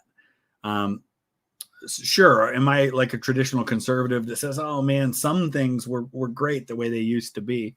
Sure, but you know what? Do I want to go back to a time when if I went to the South, a black person was afraid to vote, or they couldn't marry a white person because it was against the law? No, I don't want to go back to that. Do I want to go back to a time when getting a simple infection could kill me? No. I love that we have modern medicine that can fix that kind of stuff. Are there things I'm nostalgic for? Sure. But I disagree that society was better many years ago than it is now. Dan, we want more original content like your podcast, or maybe some alternate history style content. Love the Tragic Lives podcast. You know what? In all my spare time, I'd love to get to more of that. But hey, you know what? I alluded earlier at the beginning of the stream to something that me and Mr. Terry were cooking up. Might be along those lines. Just saying. Stay tuned. But in the meantime, a lot of my original content will go up on the channels, Stories of the Civil War and Stories of the Great War. But I need to get on top of more of that. I agree. One more, and then we'll do some more of these questions. Bears. I always think the average person and how dumb they are, then think 50% are dumber than average. Yeah, that's a great way to look at it. It is important that we maintain the traditions of our past. Again, depends on the tradition. On the surface, I agree with that. Like I said, I think there needs to be a compelling reason to start doing something differently. I totally agree. People should not have to suffer, but you are correct. Slippery slope, just like abortion and Plan B. Yeah. That's a complicated thing, man. It really is. I mean, just like when you start talking about abortion, that topic, and you start talking about rape and incest, man, it's really complicated and a really difficult and nuanced issue to deal with. My husband wants to know, what geographical area of the world do you think has been fought over the most? Oh, it's got to be the Middle East, right? It's got to be the Middle East. I don't know how it could be anything else other than the Middle East. Maybe Europe second. It is important. Back to the questions. It is important that we think in the long term beyond our lifespan. Strongly agree. Absolutely. We should definitely think about more than just our own lives and think about the future generations, economically, environmentally, technologically, all of it. Reason is more important than maintaining our culture. That's a really strange question, and I'm curious to know what that means. But on the surface, I would agree with that statement, I guess.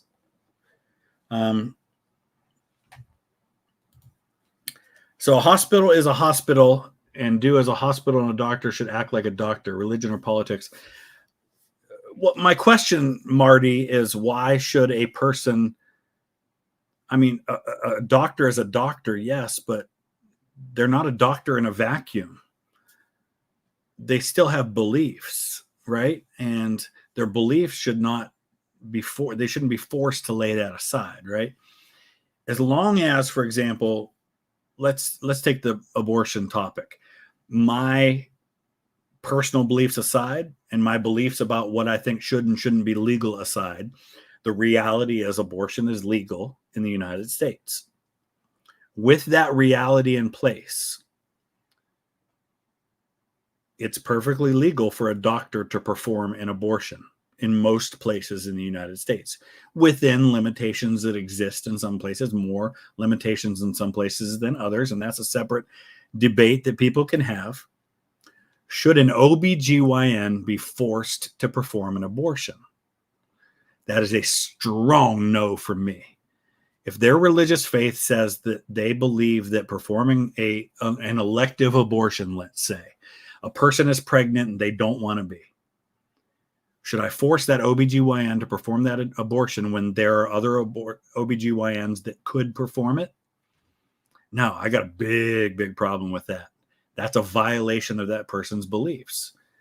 I would never, ever be okay with that. I don't think that person should be forced to lay that aside. You're a doctor, you need to do this. Nah, I'm not okay with that at all. MC Binks, what's up? You go to University of Miami and you're going abroad to Rome in the spring. Awesome. Very cool. Amazing history. You should be psyched. Not only is it history unlike anything you will have ever seen before, but even the culture, the people are awesome. I loved Rome. Italy is one of my favorite countries I've ever been to. Spent the summer on Nantucket. You need to go. I hope you really love Italy because I loved it. Now I'm going back at least twice next year, maybe 3 times. Drug use should be legalized or decriminalized. Hoo boy, here's a good one. Again, that's just a blanket statement. And I think there's probably some room for nuance there. I, for example, am of the opinion that if alcohol and cigarettes are legal, I don't know how you decriminalize marijuana, for example. I don't know how with a straight face you can say that alcohol is legal, but marijuana is not. And I think we're coming around to that, right? Here in Ohio, recreational marijuana use is now legal. I hate smelling it everywhere, and I do smell it everywhere now. So my son's soccer game up in Cleveland last week, and I smelled weed. I hate that, just like I hate smelling cigarettes. But on the surface, I get it. But that's a blanket statement. I'm not sure that I go all the way on that. Do I think that hardcore drugs should be legal? I'm not sure I'm there on that. So I'm going to go neutral on that one. Same-sex marriage should be legal. This is a topic I've addressed before, but I'll cover it again. So here's where I stand on this issue. My personal belief is government shouldn't be involved in marriage at all. I don't like the fact that marriage is a government thing. I recognize, though, that the government has made marriage a legal contract, and marriage comes with it certain status, like legal protections as far as decision-making and inheritance and financial decisions and all sorts of stuff like that. That being true, same-sex marriage should be legal. I personally am opposed to it. And again, going back to what I said earlier about abortion, strongly opposed to any move that would be made. And I'm not saying that anybody would try to do this. If the government starts stepping in and saying that I, as someone who is legally permitted, I have a license from the state of Ohio to perform marriages in Ohio. If the government starts saying that as a condition of being licensed to perform marriages in Ohio, you are legally required to perform any marriage in Ohio, every marriage. So if a same-sex couple comes to me in my church and says, we want you to do our marriage, and I say, you know what, I don't believe in that, go get married, but I'm not going to do it. If the government steps in and says, we're taking away your license to perform marriages if you don't do this marriage, strongly opposed to that. But things being as they are with the legal status provided by government to marriage, I do believe it was the right decision to legalize same-sex marriage in the United States as it is. I don't think it should be involved in marriage at all. So both ways. I would strongly oppose the government putting that stipulation that requires people to do it. But I got no problem. If the pastor down the road wants to do it, I might oppose him on religious grounds, but legally, do it. You know what I mean? That's just how I feel. Okay. Strongly agree same-sex marriage should be legal. And that'll put me at odds with a lot of other conservative Christians. But here's the thing. You'll notice that's not a big battleground anymore. It was at the time. At the time that was being decided, that was a big battleground between conservatives and liberals and things like that. Once it was decided, you don't hear a peep about it, do you? No, because I think most people recognize that's not a hill to die on anymore. Most conservatives, I don't think. No cultures are superior to others. On the surface, I get where that's coming from. But at the same time, I think if your culture, for example, says that women are property and that men can murder anyone they want for any reason, I'm not saying anyone has that culture. I'm just saying if that were the case, or if your culture said that everyone is required to eat only vegetables, then I would say that my culture is superior to yours. So I strongly disagree with that statement because I think that I'm not saying my culture is superior to all cultures. And I'm not saying, for example, that a culture where, I don't even know where to go with that. I'm just saying that I can see cultures that aren't superior to others. So I'll strongly disagree. Sex outside marriage is immoral. Now, this is a strictly religious question. And to that, I say yes. Biblically speaking, sex outside of marriage between two homosexuals, two heterosexuals, between anybody who's not married to each other is immoral. Would I make it illegal? Absolutely not. That is a completely different question. But as a moral question, I strongly agree that that is the case. All right. The reason people is stupid is in most groups, the meanest and dumbest are loudest. 100% true, Empress Mermaid. Moderation and reflection become bad things. 100%. Yeah, you're totally right. That is exactly why people is stupid. That's a great. You put that better than I did, I think. Victor Tavares. Do I follow basketball? Who's my favorite player and team? My favorite team is the Cleveland Cavaliers. And my favorite player on that team is Donovan Mitchell. Definitely.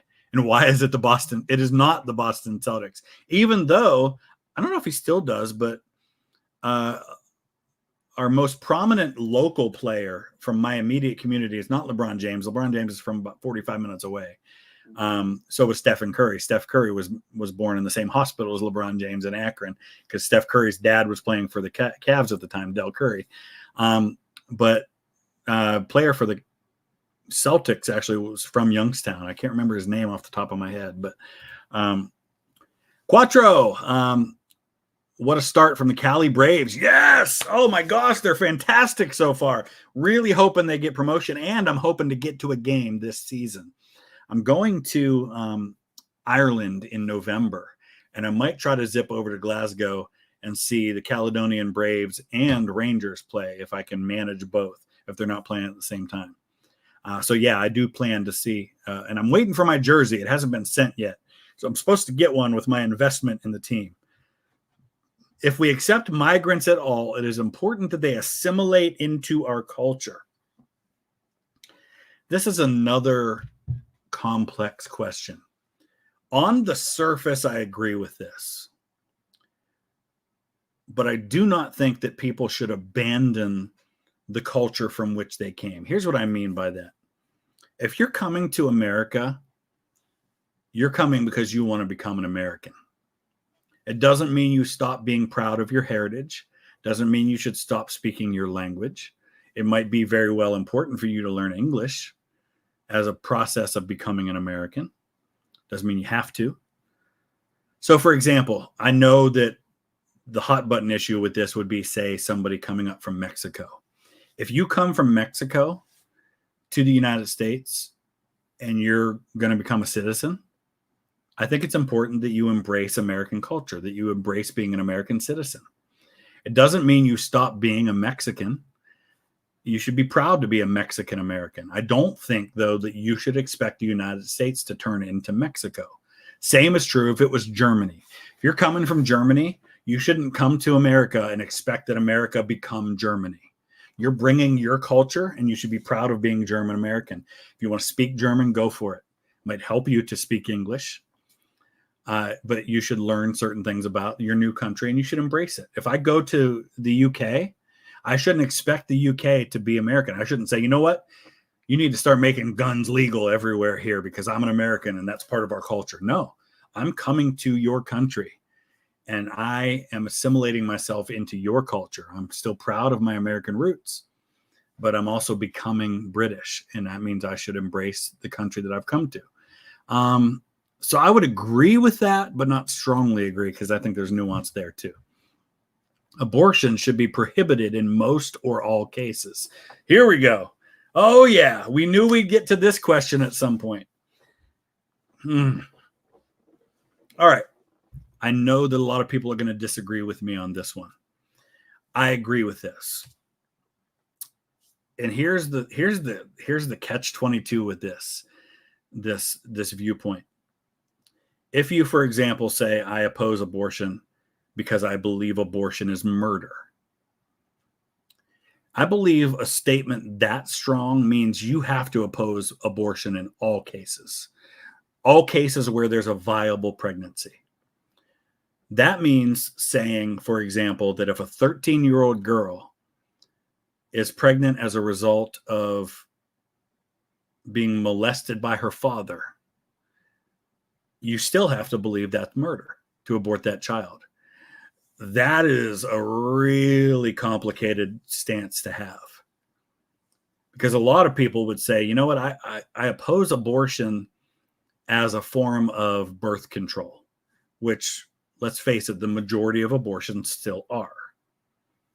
There's a lot of other reasons why people get abortions, for medical reasons, for mental health reasons, all that sort of stuff.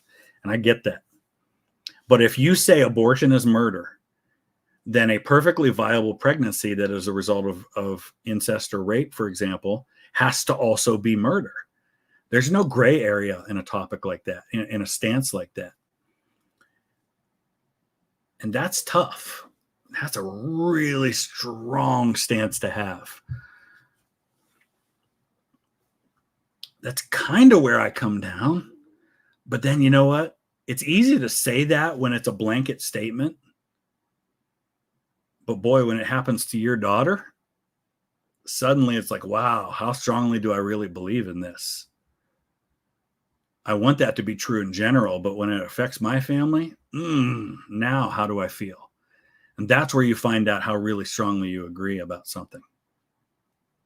I think a more reasonable stance is to say that I oppose abortion on demand. And this used to be the stance of the Democratic Party. They used to say abortion should be legal, but they also believe that it should be rare. They've gotten away from that. I don't think they agree with that anymore. In fact, you'll have on an extreme end people saying abortions as often as possible, and they'll brag about their abortions. I don't think most people are that way. For example, it's not my place to violate the privacy or the identity of people in my own personal life that I know, but some people in my own family and people with whom I've had a close relationship have made the choice to have abortions. Number one, I will say this, every person I know that has had an abortion has regretted it. That doesn't mean all people do. It's just in my limited experience, my very limited experience on this topic, the people who had abortions regretted it and have regretted it for years and dealt with a lot of mental anguish over that topic. That said, some of those same people have dealt with a lot of mental anguish at the hands of people on my side of this issue. For example, going to a Christian music festival, which I loved going to Christian music festivals, and we would take my youth group to. Had a kid in my youth group who had had an abortion and regretted it, who we were at a t-shirt sales thing, and they had t-shirts that said abortion is murder. And I'd never thought about it before, but when she saw that t-shirt, she felt like deeply attacked and horrible. And she already felt bad about the abortion, but having that thrown in her face that way didn't draw her closer to Christ, if you know what I mean. If anything, it alienated her. Whether you believe it is true or not, I don't know that that was the right way to go about it. That's to say that there's a lot to this issue to unpack here. And to just give a statement one way or another on this issue gets really, really complicated. And I was the kid in high school that was strongly opposed to abortion. And we had 5 in a class of 88 students. My graduating class had 88 students. 5 girls got pregnant my senior year. 5 that I know of. There may have been more, but 5 gave birth either during or slightly after our senior year. And with the ones that I knew personally, I went to them and said, listen, I don't know what you're choosing to do, and it's not my business, but if you need help, I'm here, and I'll support you in any way I can, because I would love to see you have that child, even if it means giving it up for adoption afterwards. And I recognize that I was born to my mom was 16 years old, just barely 16 when she got pregnant with me. Didn't know who the father was. If anybody should have been aborted, it was me. I'm like the prime candidate to have been aborted for convenience, for all the reasons that a lot of people give. And I wouldn't be here if that was the case. I'm not saying it would have been an easy decision, but my mom said she never considered that. She never considered doing that. And whatever happened with my mom later in life, I owe her my life. So I understand it's such a ridiculously complicated issue. And I'm not here to pass judgment one way or the other. For me personally, I think it should be prohibited in most or all cases. I agree with that. I'm not sure that that's where we are as a society or a government, or even that that's necessarily the right choice. It's just personally how I feel. So, all right. After that, let's do some questions real quick. And I know I'm really far behind right now on the chat. Can't everything be abused if we use that objection? Marty, you're right. Yeah, and we could say that about absolutely any of these questions. You're right. Oh, yeah, I've been to West Virginia lots of times, man. West Virginia is a half hour away from me. I've spent a lot of time in West Virginia. I've been all the way to the southern end. I spoke at McDowell County High School, poorest county in America. I had an amazing time there. Love the content. May take a trip to Normandy soon. Sites both World War II related and not. Don't just go to the American beaches, Omaha and Utah. Definitely go to Gold Sword and Juneau. Great stuff. Go to St. Mary Église for sure. See some of the really good museums. Go to some of the smaller cemeteries, the German cemeteries, the British cemeteries. Bayeux is great. You can see the Bayeux Tapestry. It's also a great central location for seeing the Normandy beaches. Go to some of the inland stuff, though. Don't just go to the beaches. Besides military leaders, presidents, statesmen, veterans, etc., who do you think is a great American in history, like Walt Disney, Mark Twain, or MLK? Harriet Tubman. Love Harriet Tubman. Frederick Douglass. Let me think of some other folks. Susan B. Anthony. A lot of people who made a difference. Abigail Adams, ended up a first lady, but huge influence in history without necessarily having a front row seat for those things, or like a role in government. If the Louisiana Purchase didn't happen, how different would U.S. history be? Not as much as one might think. I think it still happens the way it did, just might take longer, because manifest destiny is manifest destiny. Whether we buy it off the French or we take it by force sometime later from the Spanish or anything else, it still happens, I think. Have been to Minneapolis, St. Paul. If you've seen my appearance in The Great War, which is the World War I series that was on the History Channel, that was my parts were filmed in Minneapolis for that downtown. I actually stayed in a hotel right across the street from the basketball arena that's got grass on top of it. Love from Dayton. What's my favorite thing about Southwest Ohio? I'd have to say the Wright brothers and the flight history there, Southwest Ohio. Having spent a lot of time in Southwest Ohio, yeah, I think it has to be the history, right? Probably the Wright brothers, Wright-Patterson Air Force Base, a couple of presidents. Grant is from Southwest Ohio, so that's a good bonus in your direction there. Why are so many Americans opposed to free healthcare? Well, a lot of other countries have it. Number one, other countries having something isn't necessarily the greatest selling point to Americans on having it. A lot of other countries have a lot of other things that we don't necessarily like. Number two, it's not free. Somebody's paying for it. And one of the reasons why a lot of other countries have the healthcare that they have is because they don't have to spend so much on their military, because they know that our military that we do spend a lot on will protect them. So if we suddenly stop spending as much as we do on the military and invested that money in healthcare, yeah, our healthcare system might get a lot better, but suddenly you're not protected anymore. So it's complicated. That's just a very American answer, I guess. Josh, hope all is well, Joshua. I know you don't like modern politics much, but what do you think of the Abraham Accords and peace through strength? Oh, man, I admire the attempt, but I think it's naive and foolish to think that anybody's going to have a long-term answer to the issues in the Middle East that go back long before the 20th century and will be here long after. I know that's a very defeatist answer to say we're not going to solve it, but I just don't see a solution that everyone would agree with that answers the problem. All right, one more, and then let's finish these questions out. Clarification on universal election issues. Same method of voting, tabulation, determining winners, voter registration, eligibility, voter verification. I would agree with most of those. But yeah, I think for the most part, I think those are reasonable things. All right, let me get to the last of these, and then we'll finish up the super chats because we've been going 2 hours. Gun ownership should be prohibited for those without a valid reason. What's a valid reason? Who determines what's a valid reason?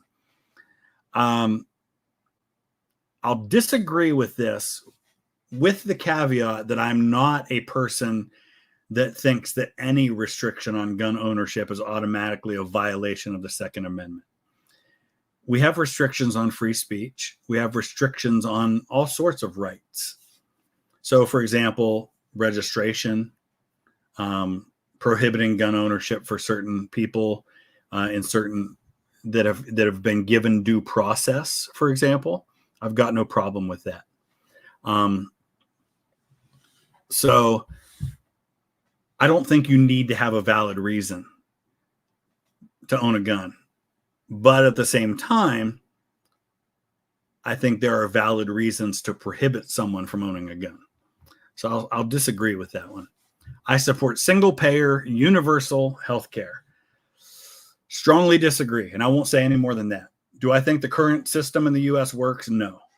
Do I think there are government solutions? Yes. I don't support single-payer, universal health care.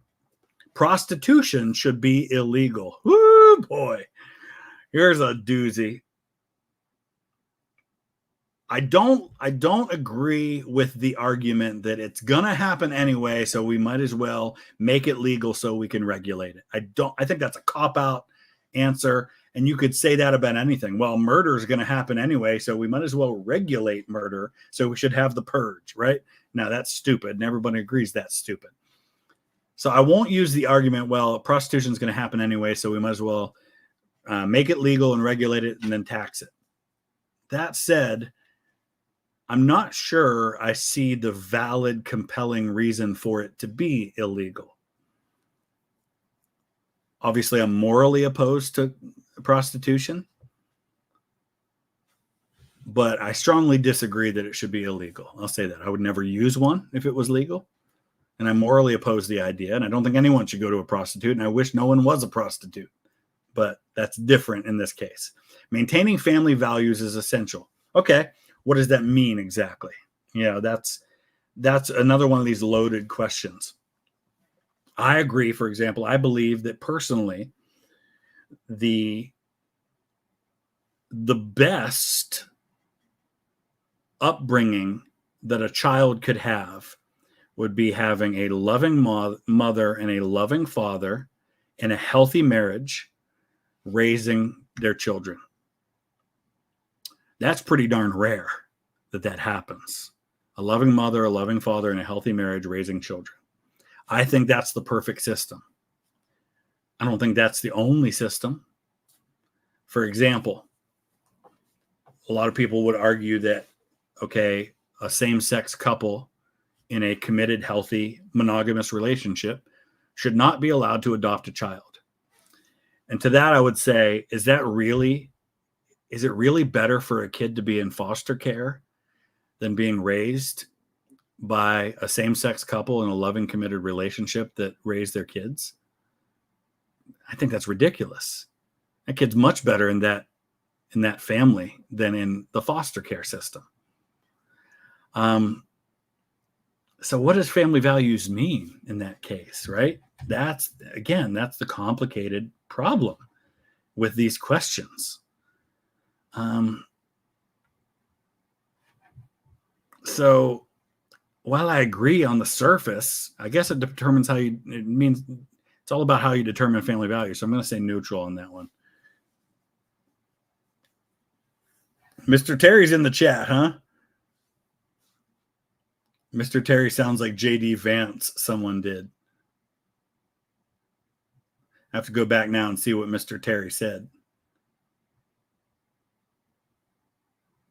Because everybody's celebrating Mr. Terry's take. Oh, boy. You guys are like really going in the chat. Yes, fornication is unchristlike, to respond to what somebody said, but that doesn't mean I think it should be illegal. Illegal for everyone but me. All right, that is a pretty good take, Mr. Terry. All right, let's finish these questions, then I'll get to the rest of all the chat here. To chase progress at all costs is dangerous. I strongly agree with that, because progress at all costs means all sorts of things, and that's not a good place to be, I don't think. Genetic modification is a force for good, even on humans. It can be. I can see scenarios in which genetic modification is a good thing, but boy, that's a blanket statement. And I'm going to go neutral on that one. We should open our borders to immigration. What does that mean? Like just wide open borders to know there's no restrictions whatsoever? No, I don't agree with that. Immigration should be legal. Absolutely. We should absolutely allow immigration, but we should have standards. We should have rules. We should have a process, and people should obey that process. I think it's an offense to people who follow the legal process and sometimes wait years to just flood in illegally. But what does that mean? We should open our borders. So again, I'm going to go neutral because I don't know what the question means. Government should be as concerned about foreigners as they are about their own citizens. As concerned? Sure, why not? If not more so.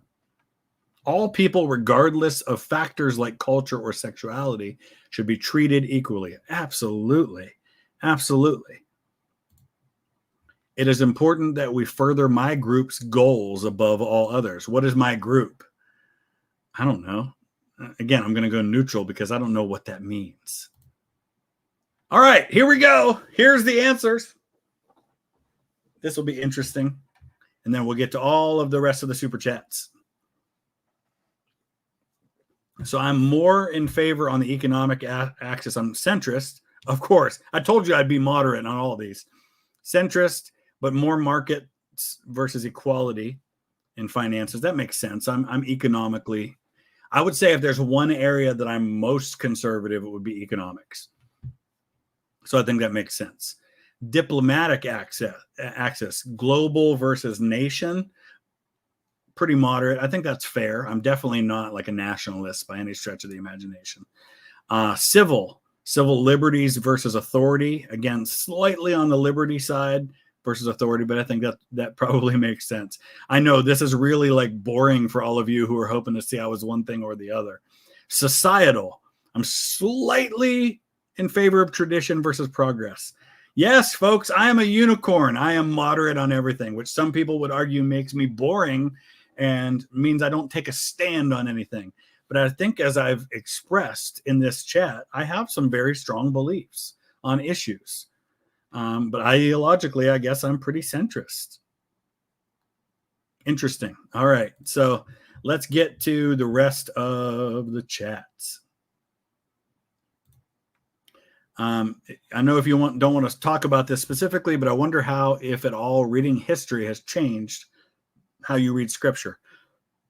I don't know that it has to a large degree, other than that understanding scripture is important for me to understand the culture and the history of the time and place.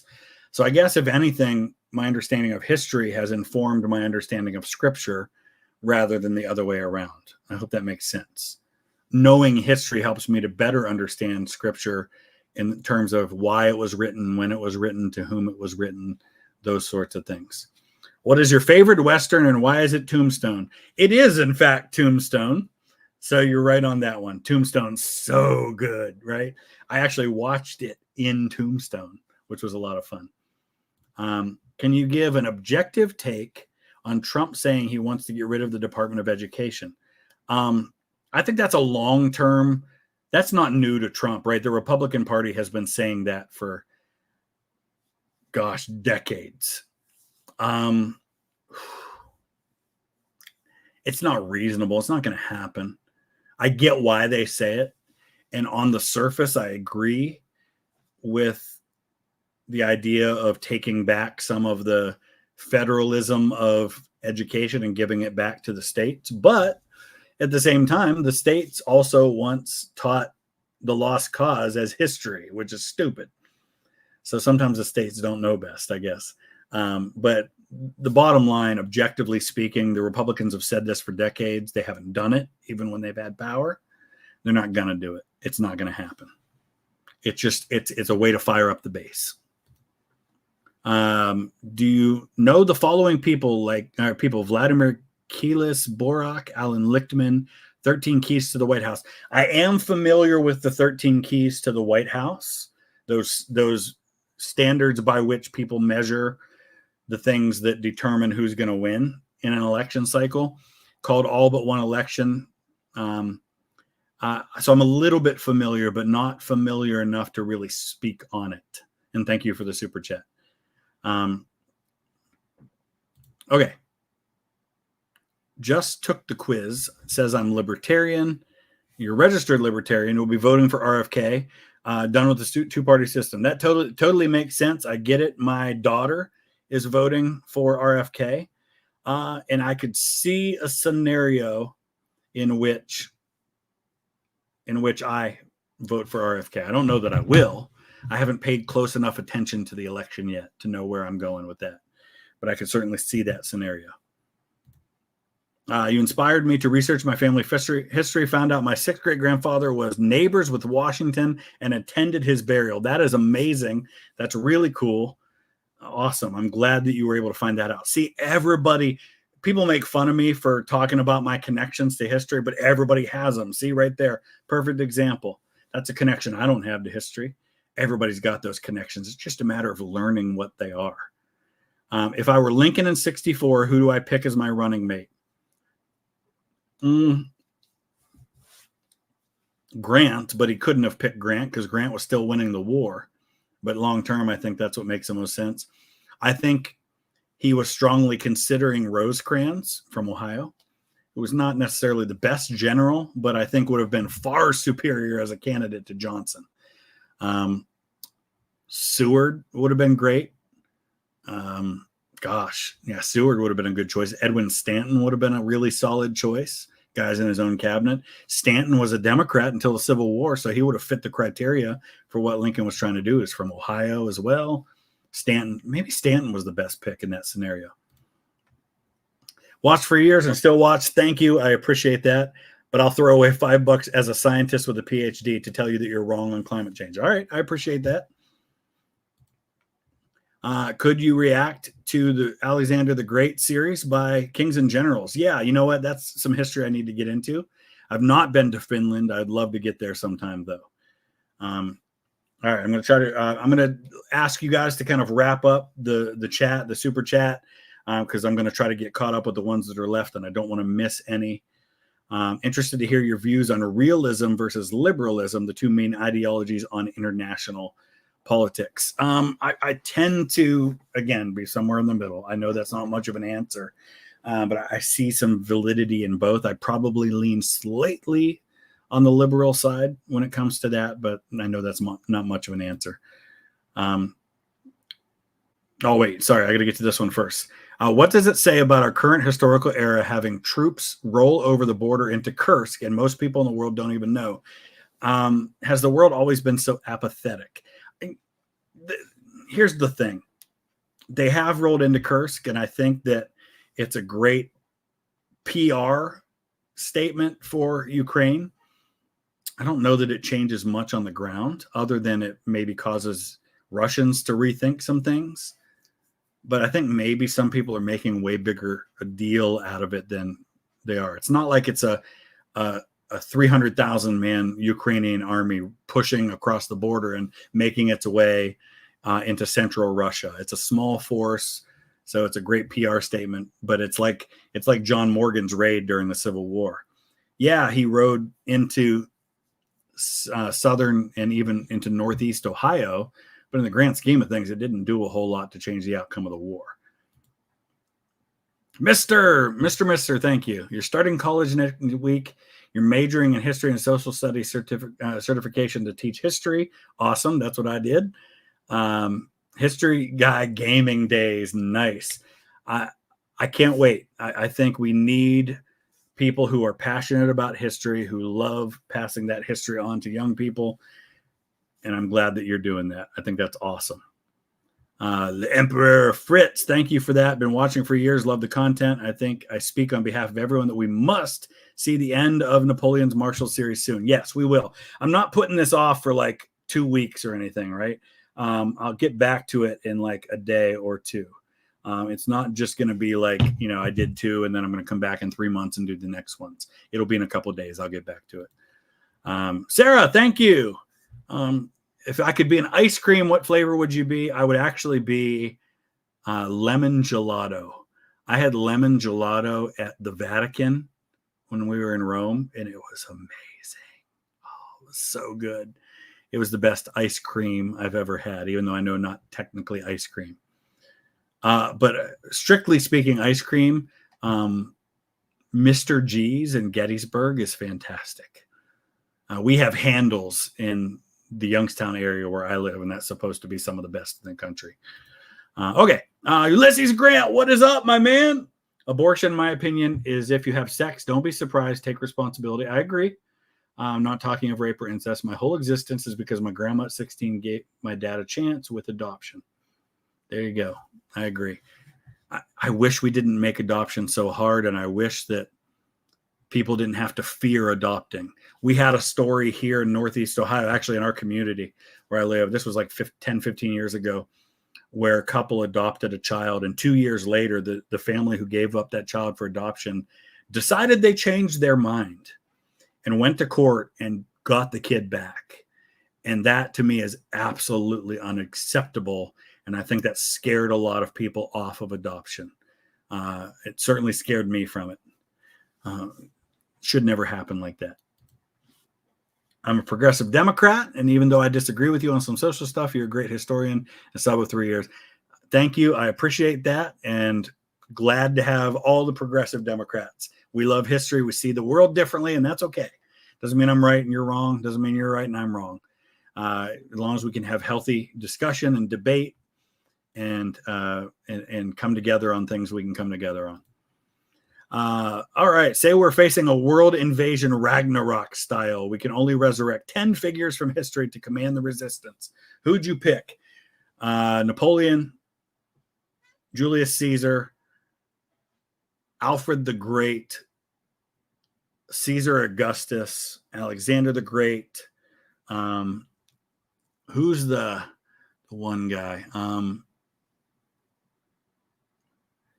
I don't know enough Eastern history. Oh, give me Admiral.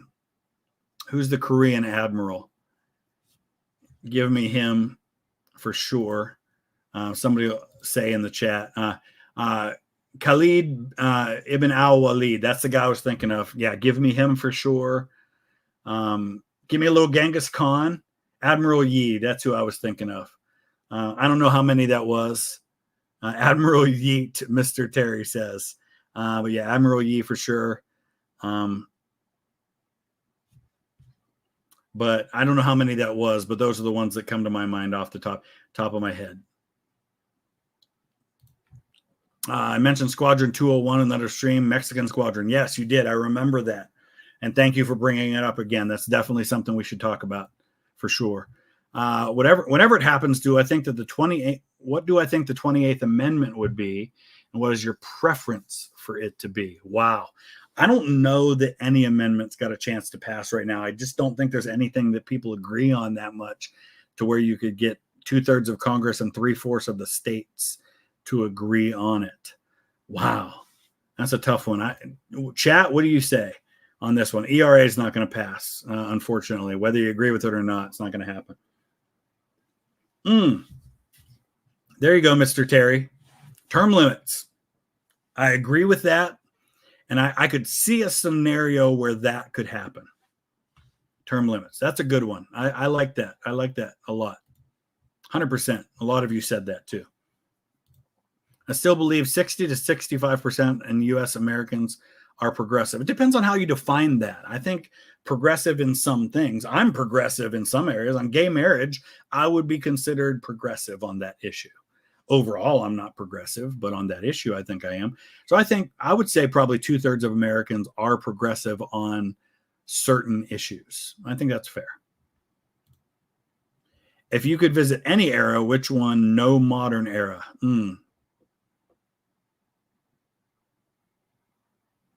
If I didn't have to live there and I could just visit and observe, the Roman Empire, 1st century Rome. Like, 2nd century, like during the reign of the 5 good emperors, like the Pax Romana, Marcus Aurelius, that time in Rome. That would be cool. Scott, your favorite Punic War, and why is it the second? It is the second. So we're 2 for 2 on those statements about favorites. And the last one, as we wrap this up, I'm really bummed you never visited the Civil War Museum that you worked at in Newmarket while you were there. Yeah, I still need to get to that. I know we've talked about that before. I'm sorry that I didn't, but I will definitely do that. Thank you guys so much. I hope you enjoyed that stream. That was a lot of fun. It's always dangerous when we delve into these political topics, but thank you for handling it well, for being civil in the discussion, for being mature about it.